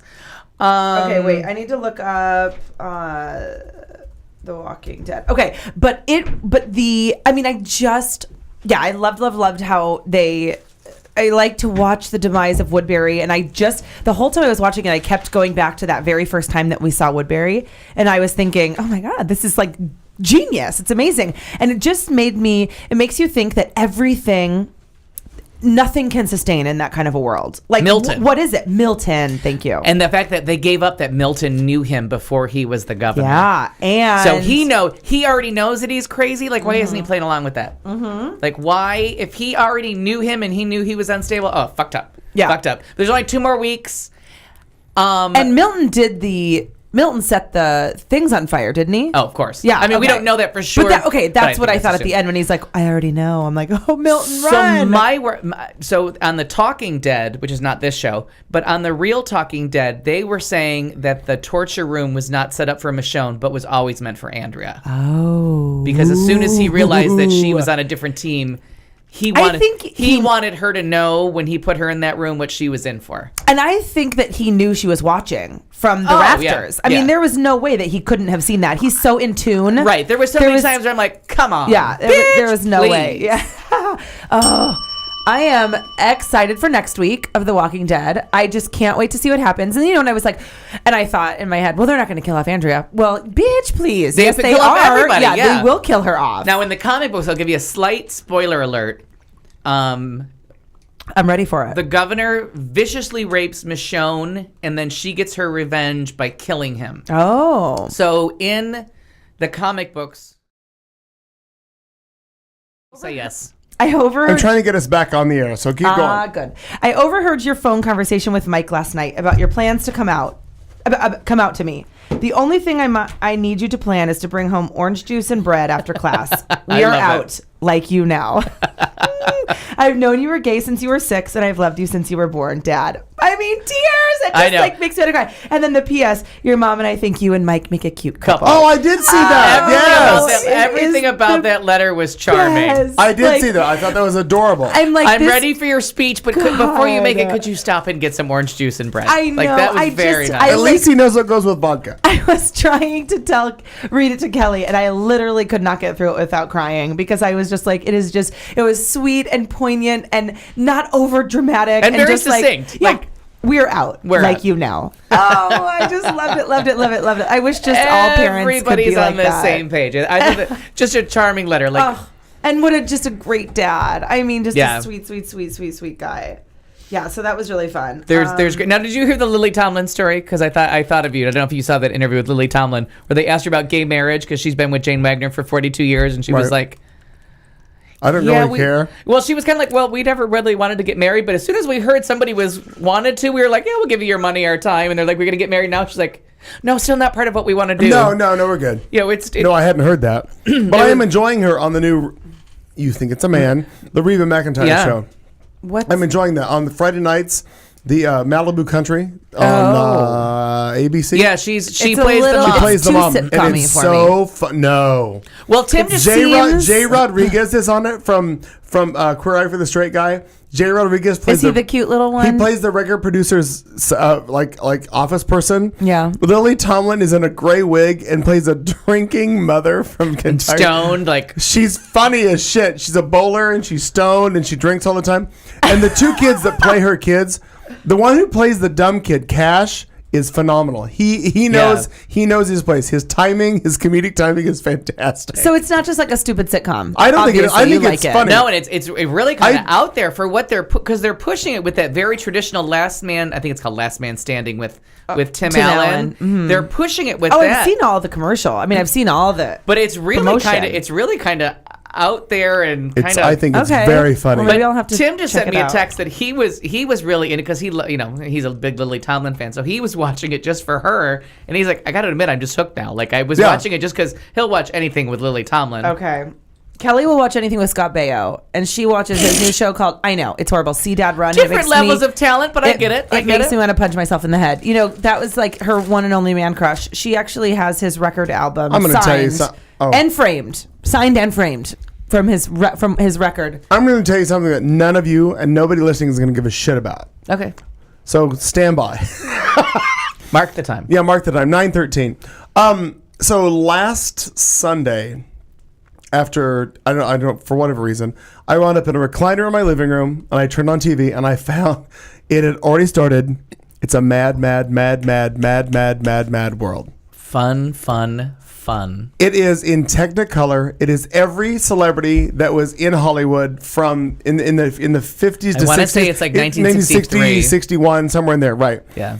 Jonathan Winters, Ethel Merman, everybody's in this fucking movie, and I didn't plan on watching it, and I watched the entire It's thing. actually very funny, and to get you back in, they remade it in 2001 as Rat Race. Oh. And they made it very funny.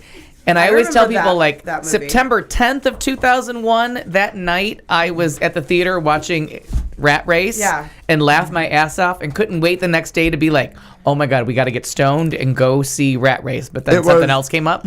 But that's all I could think of was, oh my God. And it just is funny. That was one of my dad's favorites. We used to watch that movie over and over again. And me, of course, I mean, aside from the storyline, which is them all trying to get to somewhere where there's money that is left in a park under the W.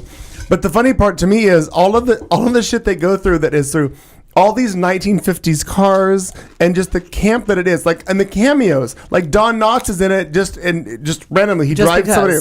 Then Sid Caesar's in it. If you were even remotely famous that day, you are in that movie. If for the 5 minutes that movie was shot, you were in it. Oh, it took forever. The movie takes forever, but it was so my God funny. I just sat there and I watched it. I wish I was alive at that point. And the point. funny part is that I wasn't, but they were on old movies, and watching Ethel Merman go at it in every scene that she's in is so funny because that voice is just everywhere and she just talks and everybody. It's just funny shit. The and it's her voice. Like it's no, not an act. no, that's she can't stop that's it. just not camp. That's her. But what made me laugh is that I realized that I'm sitting and watching a movie, and nobody will believe that I'm watching a movie. And that was really about it. I just said to him, I could not leave. And Jason kept walking through and he goes, "Are you done?" I'm like, "No, the movie's not over yet. They haven't found the money." He goes, "Well, you know, Spencer Tracy's in it. Yeah. He plays the captain of the cop or of the thing. Captain T.G. Culpepper. Culpepper, exactly." But there's so many things. Milton Berle. But when you watch all of these people who are comedians and actors and actresses from the day, it's so funny to see how it's all put together. But that is the most recent movie I think I've watched in a while. Well, you're right on the. You've got your finger on the pulse. Of the On movie. the pulse. Bitch, please. I'm only 41 years behind. Bitch, please. No, 51 now. Oh my God! Well, that movie actually 61-ish was when that movie came out. About the age of my truck that's in your garage. Yeah, funny All thing. right, I like Anyway. it. That's good. What's next? Exhausting. Have we started? Oh, we haven't gone to full vulgarity yet. We haven't, but I'll tell you. What's on your list? Because you have gay, or guns. What do you got? Either way. I have gay. Just to go back to the Westboro, right? So I had of course, I was tuning in to the fact that they painted the house. And a woman who left the Westboro Baptist Church says that she thinks that Fred Phelps is actually gay. And that's why he's so freaky deaky. So I read the article, and basically, according to this girl, and she wrote a book. I don't know what it's called exactly, but that he was in the Boy Scouts when he was younger. And I don't know why they had to make reference to the Boy Scouts. So I don't know if something happened in the Boy Scouts. But then he was training to join the Marines. And one day, very, very, very abruptly, he quit. And it's like a period of his life that he will never, and he went immediately into this like pastorhood, like went immediately into kind of the church and anti-gay. And there's rumors floating around even amongst members of the church that Fred Phelps was either abused, somehow sexually abused in the military. Almost sounds justified, really. Yeah, or something along those lines. And he snapped after that, and that's kind of where this whole thing started. So maybe not that he's gay, but that he was abused or had some kind of you a go gay the other way, that he experience. had the feelings for it and he finally had the experience and then he went ape shit crazy. Yeah. Is that what you're I'm doing? waving at my mom. Oh no, but that is. Hi, Di. But that is what I always. I'm prairie dogging it. Oh my God, Tyler, that is where I lost. The Barbie Museum, the prairie dog in it. That's where I lost my shit. Literally, prairie dogged out. But that's what I think is when those people that have that self-loathing are usually they've been fighting the feelings, and then they give in. And instead of being like, okay, that was fine, they go the reverse way, Right. and they're like, Crazy. now I must persecute Everybody. everyone. Yeah, because Right. there's a reason that he's so freaked out, and they Right. said that whenever you would ask him this woman said, whenever you ask him anything about the church or about homosexuality, he goes off, right? And he says, "Oh God, condemns gays." But if he's ever been asked specifically about his time in the military or when he started hating homosexuals, like what was it that made you feel this way? He says, "That's a stupid fucking question. Don't talk to me." And he'll end the interview right away. And Bill Maher has the famous quote about if your religious leader or your whoever's in charge of your thinking, like whether it's your religious leader or your politician, if they have anything to say harsher than "I don't give a shit" about homosexuality, they're probably gay. yeah, there's something happening. There's they are fighting their own Some internal self-loathing oppression. and are now voting Republican. So CPAC. Yeah. Oh, yeah. So the CPAC, crazy, and we could do 3 hours on that fucking nut job. But Maybe next week. now it'll be old news by then. So CPAC they had their anti-gay Tea Party fucker whose name I think his name's Tucker. Or I'm just making that up. But anyways, he had his thing where he was trying to get the Republicans, because that's their big thing with elections, is to put something gay on the ballot to get all the right-wing conservatives, get them excited and get them to vote for George W. Bush because they're all anti-gay. Crickets in the room. I think they said their speech was to 20 or 30 people they had the bigger ballroom. Bitch, please. The tight dress, no ballroom. At CPAC, and because the CPAC... You've not heard that before? No. Yeah. Frank Marino does it every week in Vegas. That's This funny. dress is built like a cheap ballroom. There's a cheap hotel. hotel. There's no ballroom. So now CPAC has been famous for not allowing they're not called, it's Geo Proud. Oh, It's the other. It's the Go Proud. Go Proud. Yeah. GOP. Geo Yeah, Proud. I don't know how to pronounce it. They're not as batshit crazy as Log Cabin Republicans, but they're in the same Republicans? boat. Republicans. But they're on the same boat going down. Well, they had their speech about why they weren't invited this year either, but somebody like secretly got in and had a thing about why we should include, if we're truly small government conservatives that don't really want to get involved in like personal lives or banning the Second Amendment. Why are we doing this? Why aren't we inviting gays in? Standing room only at the CPAC. Okay. So the guy that's giving the speech to the crickets says, I'm pretty sure this argument's over. So here's the biggest anti-gay marriage guy with all the power and all the money behind him, basically conceding at CPAC. I think if at CPAC, where Sarah Palin and Newt Gingrich and every crazy person, every Limbaugh, crazy all cunt, of them. but not Chris Christie. It's their. Yeah. Every crazy cunt you can think of is speaking, and they can't even fill the ballroom to hear the speech about why we hate gays. But the room where they're saying, let's invite them in and get a couple more votes is standing room only. The guy in the other room's like, yeah, this argument might be over. I was like, well, that's a big fucking deal. Can I tell you something though? It makes me a little bit nervous that they're only doing it to get. Well, they're only doing it to get votes, but it makes me a little bit nervous. I don't know. I for Democrats, because I just feel like it is a big wedge issue. Yeah, and it helps Democrats. It helps. Not us. Until recently. That's very new. 2004, it hurt them. Because remember we talked about that. That's Republicans put gay marriage on the ballot, and gays were like, gay marriage? Who asked for that? Yeah, like it wasn't something anybody was pushing for. They were trying to oppose it before anybody got on board for it. Because they wanted. They made a big deal of it to make it seem like it was something gays wanted, so that Republicans would come out and vote against it. And then, I didn't want it. And then in 2008, Prop 8 happened, where they got the best of both worlds. They got the religious blacks to vote for Obama, but then they were like, oh, but not gays. Right. And then so that all these like black celebrities, including Obama, that are coming out, all these football players, anytime somebody comes out, then they're like, oh, wait a minute. Mm-hmm. Oh, that's fine. Like, and now you're saying that, but it's how they got Prop 8. Everyone thought that Obama might lose California if they put the gay thing on. Mm-hmm.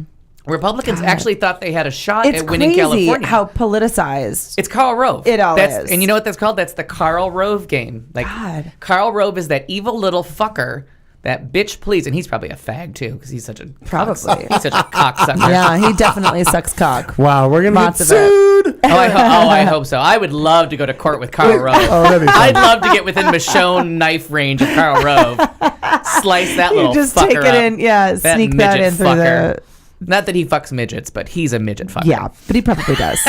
I mean, let's not be that real. Midgets aren't lovely people. Little people, sure. Pocket size, but lovely. Really cute. But, I mean, Karl fucking Rove. Well, and so finally, Hillary Clinton, though, in addition, and gay, has made her voice a part of, marriage equality, and she's on board. But she gave her speech at HRC. I was kind of like, how many times does she have to say she's pro-gay marriage? Well, that's what okay, so maybe I'm a little bit lost. Why is that such big news? I don't know. Okay, so she gave the big speech at HRC, where she talked about all that stuff. She did her. Mm-hmm. It was at the UN. She's Hillary Clinton, for God's sake. She's pretty liberal. I mean, if that truck stops or whatever she drives, I'm assuming she drives a Subaru. Have you met her husband? She's also fucking pretty liberal, right? Right. But every time she has stopped that bus, she has been like against all the countries that have anti-gay laws. Yeah. She has come out in favor of gays at every speech, every meeting. Beyond. And they're like, Hillary Clinton came out in support of gay marriage today. And I'm like, how old is this headline? I think it's I thought the very same thing when I saw this today. I was confused, but I think it's probably because she did an actual PSA for gay marriage. One of the things that I read was because oftentimes, from what I understand, from what I read, if you're a sitting Secretary of State, you don't pick sides. You officially don't pick sides, regardless of what you said before. Or what your party affiliation might be. Right. No, you're Secretary of State. You don't pick sides. You're middle of the road. You're a mediator, blah, blah, blah, blah, That blah. makes sense. That's what I read. Yeah. So now that she's removed and she's done, Kerry's in, Heinz Ketchup apparently is running the world, and now we are Hillary Clinton, potential 2016 presidential candidate, blah, blah, blah, blah, blah, whatever. Now she's like, here's what I think. That's what I read. Now, Google it, find out what you want to do. Blah, yeah, blah, and blah. I'm not sure because that HRC dinner speech, or I think it was for HRC, was so specific.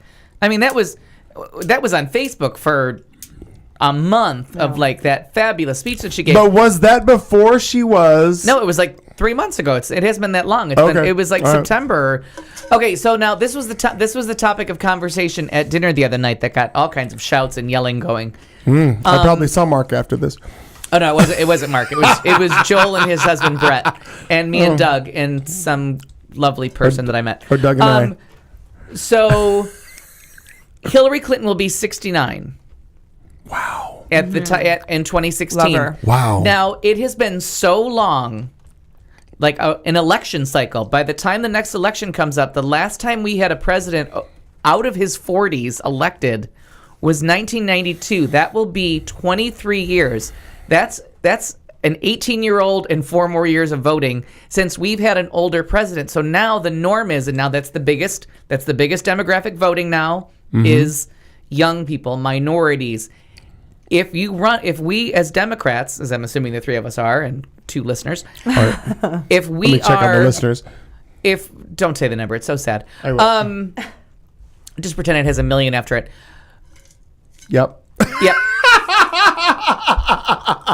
Go ahead. But if we run someone 69 years old, that's too old for the demographic. Anybody, Not if it's Hillary, it's not. right? But and everybody keeps saying, but it's Hillary. No, they don't know her. Like people that are 21 years old. No, you're right. They don't realize where she comes from. Right. First of all, she was a former first lady. That's one. But the people that are voting were now 18 years plus another 4-year election cycle since she was a first lady. Like she's just an old woman. I'm going to ask my sister. She's 22. What are you going to ask her? Right, but now it's 4 more years. Oh, So now you got now you got to find somebody who's 18-year-olds. 14 right now. Oh shit. Right. That they're going to be 14 years. The people that are going to be Morgan voting will know her. The people that were like pulling up to vote the next time because you have to recruit new people. That's how the Democrats win. God, yeah. They're 14 years old right now. They don't. Oh hell no, they don't know who she Right. is. They have no idea. By that time, Clinton will have never been president. She Right. was a senator, and then she was Right. Secretary of State. These are And people. They don't even know what Secretary of State These are is. people that Right, know right, what right, to right. do with cough syrup and 7-Up. They don't know who the Secretary of State was. Oh my god, Next that's caller. so sad. So you think Wait, about what's it. our word? Bitch, please. Bitch, please. Now there's a 69-year-old woman. So my thinking is So they don't get why we need her. right. They Right, won't get it. right. So my thinking is Christian Gillibrand, junior senator from New York State, Love her. and Elizabeth Warren, who's making a name for herself as the junior/senior senator from Massachusetts, but no one knows. Okay. I can't remember why, but for some reason the others. Oh, because John Kerry left. So she will be by default of like 3 months the senior senator from Massachusetts because John Kerry just became Secretary of State. So the seat's going to be open. So the next person's going to be brand new. So even though Elizabeth Warren just got sworn in January, she will be the senior senator from Massachusetts. That's the ticket we need. Okay, so we need Christian Gillibrand, Gabby Giffords, if she's in any way recovered, which I don't think she is. No. Elizabeth Warren, like we need younger blood. We need more current people. I think the ship has sailed for us as far as Hillary Clinton goes. That's my opinion. God, that isn't. But it's a good. It's a good thought. I mean, Am I just your obsessed with logic elections? Well, your Yeah, logic no. makes Yeah, sense. absolutely you are. Absolutely you are. Because I think that it would be so exciting to have the opportunity to vote for Hillary. I was really on the Obama bandwagon previously, and I was not on the Hillary bandwagon, and I think I would be excited to be now. I was the other way. I had to be talked into Barack. I initially was gonna bitch is the new black. I was I gonna could have wrote that speech. I was going to initially please. be on board with Hillary because she was a woman and I was excited, and who didn't love Hillary? But then I just, I drank the Kool-Aid. I drank the Obama Kool-Aid. But I have a drinking Kool-Aid story. I don't think we can go. I don't think we can make it to 2020 without a woman president. I don't see it happening. Yeah. And it can't be Michelle Bachmann. No. What would you do? Well, I don't know. Well, hey, we're only. Where's the date on that fucking thing? We're only 11 days away from Ted Nugent being dead or in jail. Yes. Good. Sadly, probably neither will happen. I'm glad. Oh, come on! Where's your optimism? Well, I like that, but he's not on the death watch, is he? Wait, Yeah, he's number number two. Because we have 11 days. Ted Nugent is number 2. Valerie Harper's number 1. I don't know. That bitch seems like she's doing all right. I know, but dead. And why don't we get the doctors? We do not get the doctors here in Arizona on our TVs. And Miss Valerie Harper, my personal role model, although I pretend it's Mary Tyler Moore, I'm the fat best friend next door. You know what I mean? Like, I am clearly Rhoda. We're gonna need a whole 3-hour segment. We don't on get Rhoda. the doctors? No, I can't find it. I thought it was on, but I now thought it was on Channel 3 or there's something. Oh, I didn't check Channel 3. Yes, it's on Channel 3. Channel It's on 3, Channel that's 3. where the doctors is. I'm Yeah. sorry. I'm terribly sorry. I did not check the Channel 3. Have we bitched about? Are we bitching for anything yet? Where are we? 9:31. What are we What do you want to do? Well, I've held this for weeks, Oh, for the love of Christ, I'm with you. and I don't understand this, and I don't. Katie, I know where you live, Katie. You do. In your neighborhood, do you get these? Do these show up? I think occasionally, honest to God, I wouldn't know because I think that, I don't even pay Parker's attention. not going out throwing these away for Kelly you. might. I think that when it comes to the door, Do you I not go honestly outside think your that house? well, I don't know that. I can't remember the last time it's come, but I believe the last time I picked it up from the porch and put it directly into the recycling bin. That's all I ever do. Yeah. Now I realize, because I'm not stupid, I realize that there are people who do not have internet. I realize that. I get that. I understand that. I don't. Right, you and I. But we're of a certain age. And even Al, who's older than I am by 7 or 6 minutes. And as technically unsavvy as is humanly possible. Right. Anyway, why the fuck? This has been a bitch of mine for years. Why are we still sending out some form of yellow pages and it's not just like, do you want it? No, they subject you to it. It is thrown on your patio, your porch, attached to your door. You are force-fed it. I find if I happen to see these people, I'm like, no fucking way, go on, move on. They're like, oh no, we have to deliver it. No, you don't. No, you don't. I don't want this. I do not want this. And or then, just find the blue bin over there and put it right in. I picked this up off my front porch. This is literally almost a month ago, and I picked it up and I was like, why are we still? There's worthless.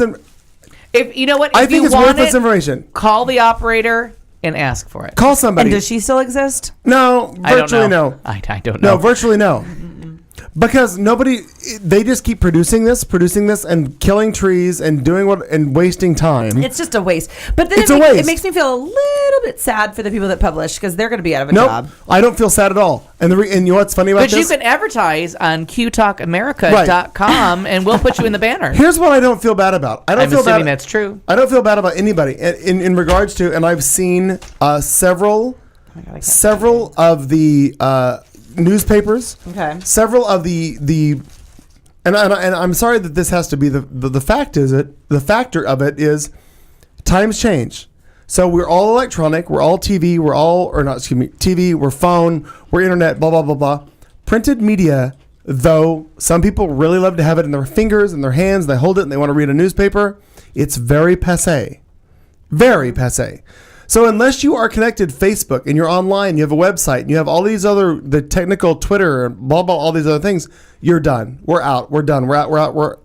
That is worthless. Why are you still throwing this on my... Oh, it is. Yeah. It drives me insane. And even I held on to I want to look it up alphabetically and look at the page and look at what it is. And I was like that about movie until very recently.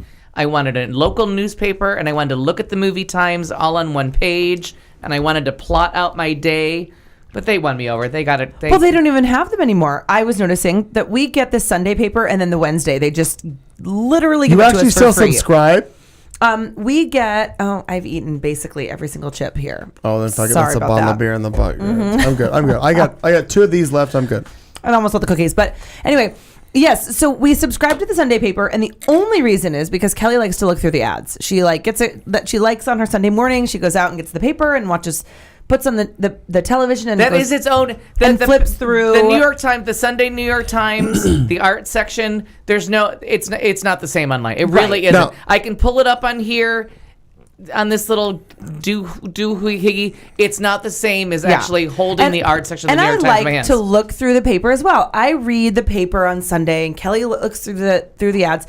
They started delivering it to us on Wednesday, and I actually asked them once when they called, "Are you charging me for this?" Because I never asked for it. Like, no, but we But just want to give that's it to ad you. day. It's ad day. It's ad Right. day. It's That's- ad day. that's They want when to the say their grocery store circulation ads is are. higher Right, because because it's ad day. and so Right. they Which just is give it to you bullshit. for free. But what is sad to me is that when I flip onto the funnies page, right? So you get and I don't know if I forgot about the funnies on. I know. To be honest, I forgot about I that. think that the movies are in the Arts and or the Valiant State or whatever. But I saw the movies this last Sunday and went, oh my God, it's been reduced from what used to be, 2 big full pages of movie ads and all of the movie times to like this tiny little corner on one and little that's page. And your thing about the ads. That's what I want to see. And we talk about this at Oscar time, like when Oscar season is starting and no one has won yet. For your consideration, all that. I want to see the for your consideration ads, like for your consideration, Life of Pi, Best Director, yeah. Best Picture, Best Cinematography, and they list their best chances. And I want to see the full page New York Times ad. Because I just love to see that, because that gives me an idea of like, ooh, who's actively campaigning, who Right. wants an award. Yeah. And then I love to see in the Sunday art section of the New York Times, I want to see the plays advertised, and I want to see like Newsday says, this is incredible, or like my favorite thing was Hairspray. Hairspray can't cure cancer, but we're not sure yet. Newsweek, you know what I mean? Like, but now the magazines that write the blurbs that they're printing in the New York Times have all gone under. Right. So to see them, you have to go online. So Yeah. it's even for me, So it's starting many- to lose its joy. So many of the publication ads that were actually hardcore, hold in your hand print are gone. They are all online. Newsweek died. Newsweek officially died. They brought in, I want to say, Tina Brown to resuscitate Newsweek, and Newsweek died.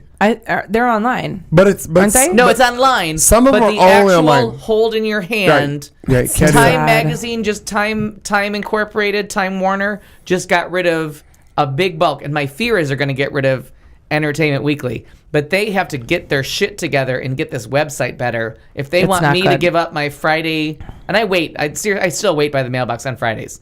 I still cannot wait I on Fridays for my like- Entertainment Weekly. But their online thing is shit. I like magazines, and I was not a Newsweek reader, but I've always been a Time reader. Yeah. I subscribe to Time, and I like it, and I like getting it. But I like the magazines, and I like to sit and go through them. And I've gone from more trash maggies, or even Time, or even Entertainment Weekly. Now I get really excited when my Parents magazine comes in the mail, and I'm like jazzed about it. And I love Sunset. I like can't get enough The fucked of up Sunset. The fucked up thing about magazines for me is, and I still don't know how I did it or what I did or what I clicked on. I get Advocate and Out every goddamn month. I get them. I never used to get one of those. He just gave me all his Out magazines for from the past last few months. 6 months. So I'm looking through them today because I had to go to the bathroom, and I was like, I'd like a magazine to read. Yeah. And because I don't really want to bring this in the bathroom. Right. Like that's You too wanna flip personal. through the pages. So, and I'm looking, and we were like 20 pages in. Not we. I was by myself, but I'm using the rail we. I wasn't there. I was 20 not there. Bitch, please. Bitch, please. Bitch, I was please. 20 pages in, and I'm at clothes ads, and I'm like, you know what? Online, you're not going to do this. You're not going to flip through 20 pages of clothing ads and see what's. You're not going to do it. You're going to fast. No one's going to know what to wear. You're going to end up dressing like me in blue shirts and khaki shorts. I have a black V-neck, just so you know. But I have to tell you that you gave me a magazine that From had time the to time. interview with the 3 guys from Perks of Being a Wallflower. Ezra Miller, gay, fantastic, 20. Lerman, 20, fantastic. The guy that I keep talking about every week from Okay. Perks of Being a Wallflower. And I know you don't listen when I'm I talk. sure I don't. No, I don't care. But it's a fantastic article, and that Ezra Miller from We Need to Talk About Kevin. If you have not rented We Need to Talk About Kevin, please do it today. I know Tyler meant it, but the online versions aren't the same. Because you would fast forward through the pictures, but the photo shoot of these 3 guys for this article, and that Ezra Miller is so exotically beautiful that sometimes they photograph him and you're like, he's a freak, and the next thing you're like, ooh, I need a hand towel. I'm going to look up Ezra Miller. And he won't look good. Trust me, he won't look good. EZRA? Yeah, trust me, he won't look good. All right, there's that. I'm gonna look All right, this up. you guys chat. I got a quick question for the end, and then we're ready. Well, we're gonna go into thoughtful vulgarity just moments from now. Katie. Yes. I just figured that you had something else to add to me. He's atrocious. I don't know who Ezra Miller is. Oh my God! I looked at Ezra Miller. Wow. Let me see. Oh really? Oh, this. Look at this. And you don't like. I don't like white guys. Oh yeah. What happened there? I mean that picture is cute. That picture is cute. It's got a cute jawline. I do actually have some really exciting information about top 10 celebrities from Arizona. Oh, we have celebrities? We have 10 of them. Oh, my God. Probably more than 10. Let's go. These are our top 10. Let's see if go. we know who these people All are. right, let's go. Okay, so number 10, Michelle Branch. I know the name. She's from Sedona. She's a singer. Singer-songwriter. Yes, I know her. I know of her. Because I would walk 1,000 miles. Yep, I think that's her. Yeah, okay. Okay. We'll make it be her. We don't care. We're not sure. Kurt Schilling. Do you know him? Yes, of course. Yeah, from the D-backs. Yes. So he was not born here, but he went to elementary school here, Shadow Mountain High School, and Yavapai College. Okay. Alice Cooper, of course, we all know Alice Cooper. We're really, really excited. He's actually born in Detroit, but moved after a very serious childhood illness. For moved asthma. here. And he used is to it come asthma? And he used to come to the It's Taco really- Bell that I worked at and sit by himself in the corner booth while I worked, and I used to talk to him. I love him. Yeah, good guy. Chester Bennington, do you know who that is? I He's don't another know that celeb. name. No, Okay. I do not. So Chester Bennington is from Lincoln Park, which was a band that kind of had a heyday in like the late 90s, 2000s. And Lincoln Park is in Chicago, right? Lincoln Park is in Chicago, but Chester Bennington is from here. He's the front man. Went to Centennial High School and Greenway High School. David Spade, of course. Yes, he is used to from perform here. David Spade. Harrison saw him. Kate, his sister, makes nice bags. We Wait, is that really his sister? No. it's Sister. Oh, is it Cousin? No, it's like his sister. Oh, okay. or Because I cousin. always remember hearing that, but then you hear, oh, that's fake. I can't remember if that's real. They're He related. went to ASU when Harrison and I did. Oh, yeah. And she actually saw a stand-up act with him where he did a big thing about Sade and like the pronunciation of her name. Very funny. Oh, yeah. So he's good. Jim Adkins. Do you know who that is? No, I've not heard that So name. Jim Adkins is the front man of Jimmy Eats World. Oh, I love them. Which is really like a local. They were saying, like I was reading this article, and they're not a super mega famous, band, but if you're from Phoenix, if you live here, you're into them, and they're cool. And actually, I know I met a couple of times his wife, who was a big supporter of Kirsten Cinema. I really like them, and I had no idea they were from Phoenix. Yeah, That's funny. he's from Phoenix. Okay, Emma Stone is from Scottsdale. Really? Yeah. Again, I'm a big fan of hers and Did didn't not know. know Had that. no idea that All she right. was from Scottsdale. Nate Ruse. I think it's Ruse. What's he do? Went to Deer Valley High School and fronted The Format, No idea. a band, and now he's the lead singer of Fun. Oh my God! Good Al band. loves fun. Al, you love fun. Al loves fun. You love to have fun. I think you there's- love the band Fun. I love them. But they're so good. We actually should have a website called Al Loves Fun. Nate Ruse. So he's from I here. pretty much listen to some nights. I'm gonna say Some 15 nights times a week. It's A day. so good. Oh, a It's day. so good. A day. That is pretty much my favorite song of all time. Not almost but now. day, but a day. And our top 2 celebrities from Phoenix. Let's make it happen. We know Linda them Carter, well. Steven Spielberg, Linda Carter. And Stevie Steven Nicks. Nicks. Was Steven Spielberg on your list? No. Nope. His first student film Was that here. he But made. is he from here? Yes. Yes. He grew up in Arcadia. He went to I high can't school. believe he's not on the list. He went to high school with I think Linda Carter. you said that. What was to the us documentary before. strip movie he made though? I What was it about? L. Ron. L. Ron Hubbard. No, I'm no, making that no, up. no. He's actually no. from here too, or lived L. here. Ron Hubbard was? Well, yeah, L. Ron Hubbard lived lived here. here. No, I'm thinking he made it. I thought he made some documentary about Wallace and Ladmo. Yeah, yes, he did. He did make a movie about them. Spielberg did. But his first student film was filmed in Arcadia, looking up towards Camelback Mountain. It's not that hard to find online. But Steven cool. Spielberg went to school with Linda Carter. They're about the same age. So About cool. that. Oh my God, you know who else went to school here? Jenny Garth from 90210. Yeah, and did you have the Gin Blossoms and? No, but I don't really like them. But that's the local band that everybody knew. I like how you that's pick. true. Like you pick. You were talking about based on what you like. All right, we are about about 15 minutes away from ending our show, but we need to quickly get into our death watch. So we're gonna do that right now. No one has died. It's a shocking turn of events when one has brain cancer and one is on suicide/prison watch. Valerie Harper, number 1. Ted Nugent, number 2. Hugh Downs, number 3, and he's from Arizona, too. Yes. Or lives here now. The Queen of England, number 4, but she was released from the hospital. Bob Barker, just because you should. Nancy Reagan, because she should. Barbara Bush, because those pearls are ugly. Chevy Chase for karma. O.J. Simpson, we're taking that like Clue with a shiv in the prison yard. And for Diane, Taylor Swift. Always number 10. Always number 10. That is it. So if you look on the camera and it's showing right now, that's our top 10. If you have anyone to nominate and we think they're a better chance of dying in the next week, we will put it on there. Send your responses to the chat room. And I guess you could leave a message at the bottom of the YouTube page or anywhere you want to leave a comment, and one of us will try to read them and find out. I've decided that I'm not going to update show notes anymore. It's just going to be the same thing. We're here. Here's what we do. Here's the name of the show. Deal with it. Yeah, somebody just okay. Yeah, I've decided we're not going to update show notes anymore. So Joe, I put that into your cap. Figure that out. Smoke it. Because if you look at the past 2 shows that I just did online, it's the same shit. All right, it's 9:46. I think it's time for our thoughtful vulgarity. Are you ready? Yeah, I'm ready. Are we good? Do you have a question? I have a question. You have a good time? Here we go, ladies and gentlemen. It's thoughtful vulgarity on Q Talk America.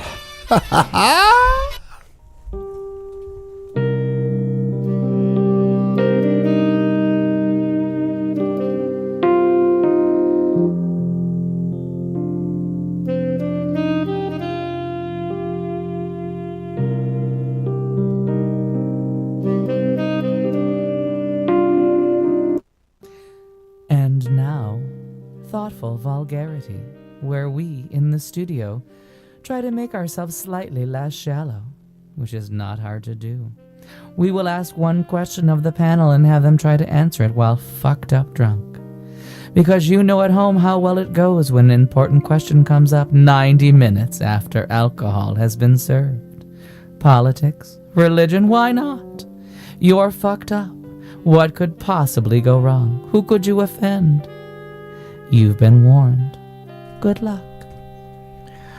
Well, Marnie can't go first, so can the sign talk? Yeah.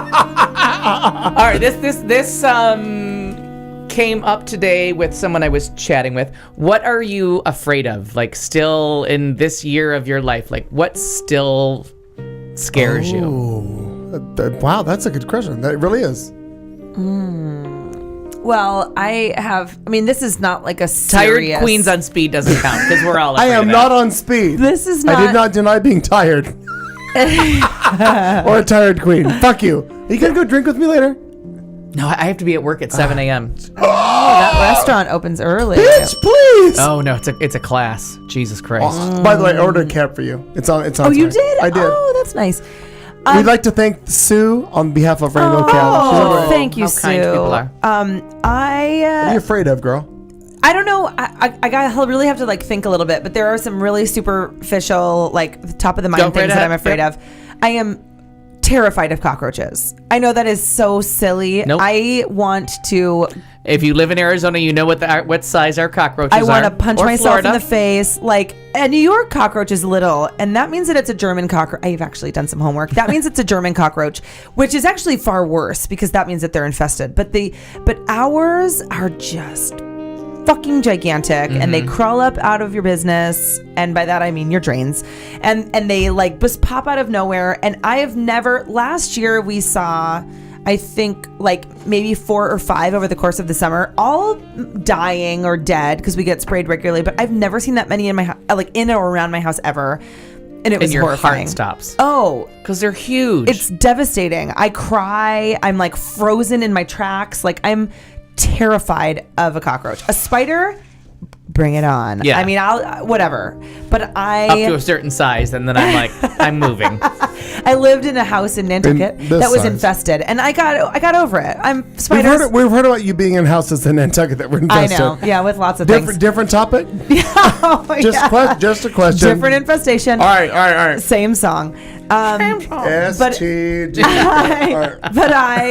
And also I'm not as scared of the dark, but I definitely. All the lights are off in the house, and Palmer cries she's on the other side of the house, and I get up in the night, and there's a little trepidation in walking across the house completely in the dark in the middle of the night, and that's foolish. But I think about things like the catacomb, or not the catacombs, but like the hall. I literally think in the middle of the night about the hallways inside the prison in The Walking Dead when they first took it over, and I'm like, oh Jesus God, are there going to be zombies around this corner? This is why I don't watch TV. Apparently, whatever's affecting her is on the shit that you want me to watch that I refuse to watch. Oh yeah, because I like everything. I love to be scared because I can face real life so much better when I'm just because everything's just a TV show. Well, right, but I think about it when I walk around the corner. I'm like, please don't let there be zombies. And the whole back of our house, like the whole back wall is doors, but windows. So it's all window. Yeah. And I think sometimes in the night that it's that Drew Barrymore scene from Scream. And I'm like, please God, nobody turn on this light. Please God, nobody turn on this light. Like those things go through my head. It's very strange. When I walk into the bathroom first thing in the morning, I'm like sometimes a little bit scared to open up the curtain. On the shower. Always. Because what if... But the mold, if you leave it open, the mold grows so fast that you have to close it, and that pisses me off. My shower is just like full of shampoo and toys, and I just don't like it to be open. I've just never. But I'm like scared sometimes to open it. Those are when I walk outside and I have to lock the door, and there's it's dark in the carport, but we don't have a garage. It's all carport back there. You do have a garage. Well, I'm sorry, we have a garage, but where we park our cars so do I, but I don't use it. Yeah, but my truck's in there. You're afraid to go there. And when when I'm locking the door, I will look over my shoulder and I'm like, oh shit, I hope there's nobody over there, like ready to jump out and get me. So dark sometimes is foolish, but. Oh. Wow. I don't know if I have any real deep-seated fears. No, those are good. Yes, you do. No, I will guarantee you have deep-seated fears. I think I meant, I don't know if I have any big picture, life-altering, No, but this is what I was after. Life fears. You rode home in a goddamn wagon behind my bike and had no fear. Yeah. And you videotaped it. Yeah, no, I'm not You're scared of that. afraid of darkness. Yeah, I know, it's so weird. Your fear level... What you're really afraid of is much less than what you should be afraid of. Yeah, exactly. Because that cockroach, but near death doesn't scare me at all. Yeah, right. Because he was behind us, fearing your death. Seemed completely normal. Completely to me. But I'm old, so no one's immortal anymore. There is no immortality. Oh no, I'm getting there. Everybody's just one wheel roll away from certain death. Or Death Watch, for God's sakes, Jesus Christ. Chevy Chase, O.J. Simpson, all right, Clayton McKee, Taylor Swift. The funny thing for me is, I have timers on all lights in my house, so lights come on, lights go off. But I have made sure, because this is not my first day, all my lights go off in the house well beyond when I should be home, even after wasted. So I walk into a house illuminated. I go to bed with the house illuminated. And then it all goes dark at some point. And then it goes, it's right. So I wake up and I'm fine. It's all good. Oh, I could not be laying in bed and have all the lights go out. If I was laying there kind of awake and everything went dark. No. I'd lose my fucking mind. No, well, first of all, if I'm home at that late point in the night, I'm not realizing lights are going off. Right. But you always gotta add crazy insomnia to your story. Though I added, I added a timer to your porch light. Right. So I have a timer to the porch light, all the lights in the house, including several bedrooms. So I have lights all the time, all here or there. I have lights all the time. And if a light came on while I was laying in bed, I'd lose my shit. That did happen to me because we had a timer on backwards and I freaked. Yeah, I said it wrong. And it was night, and it went on, and I was like, corner with a butcher knife, losing my fucking mind. But no, I don't have much now. Oddly, last night, I parked my truck the same way every fucking night, every single night, and I came home from the bar, and my truck was 1.5 feet forward from where it should have been. So clearly, when I parked my truck, I didn't put it in park, and it rolled because I have a stick shift. Yeah. So it rolled forward because all of a sudden I'm riding up to my house. I'm like, why is my truck 1.5 feet forward than where it should be? So I looked at it, I realized, and I assessed the situation, realized I have no idea. There's nothing looked out of place. Mm-hmm. And no one's gonna break into your truck to move it 1.5 feet. Right. And then why would they move? 18 inches is not gonna get you a 91 S10. Trust me.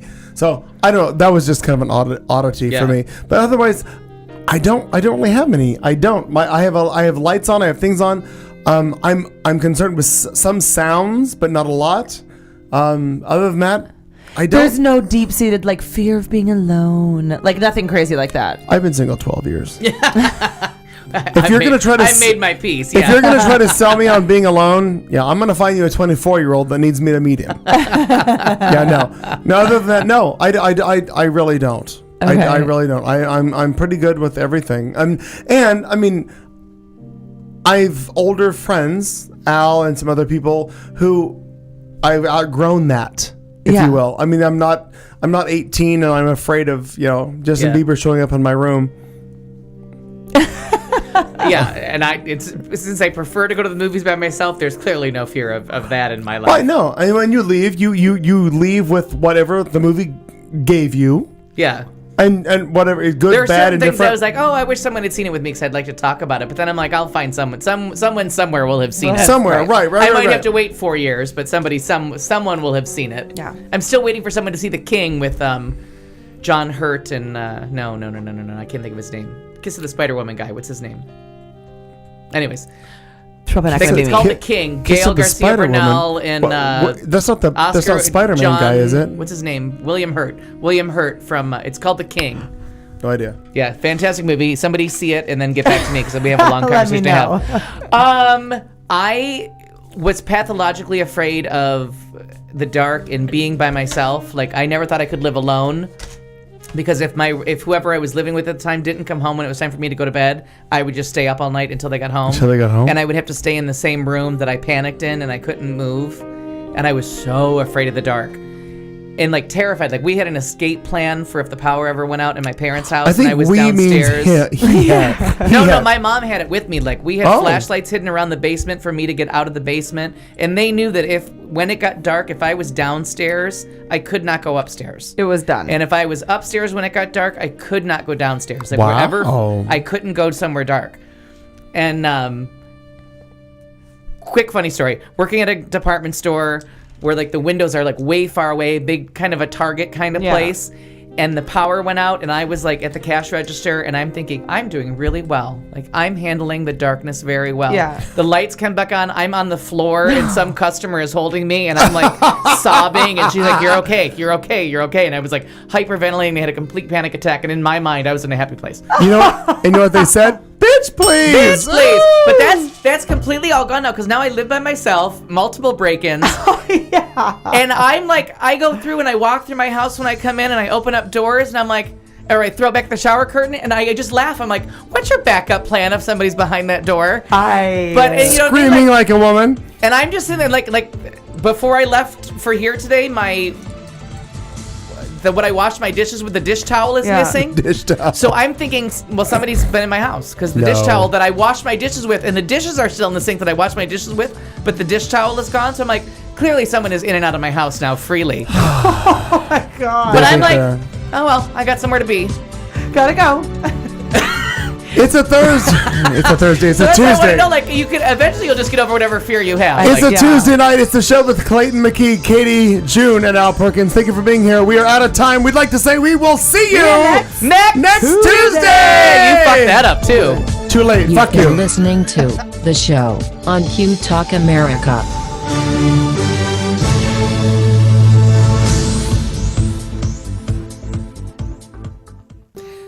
And now, thoughtful vulgar.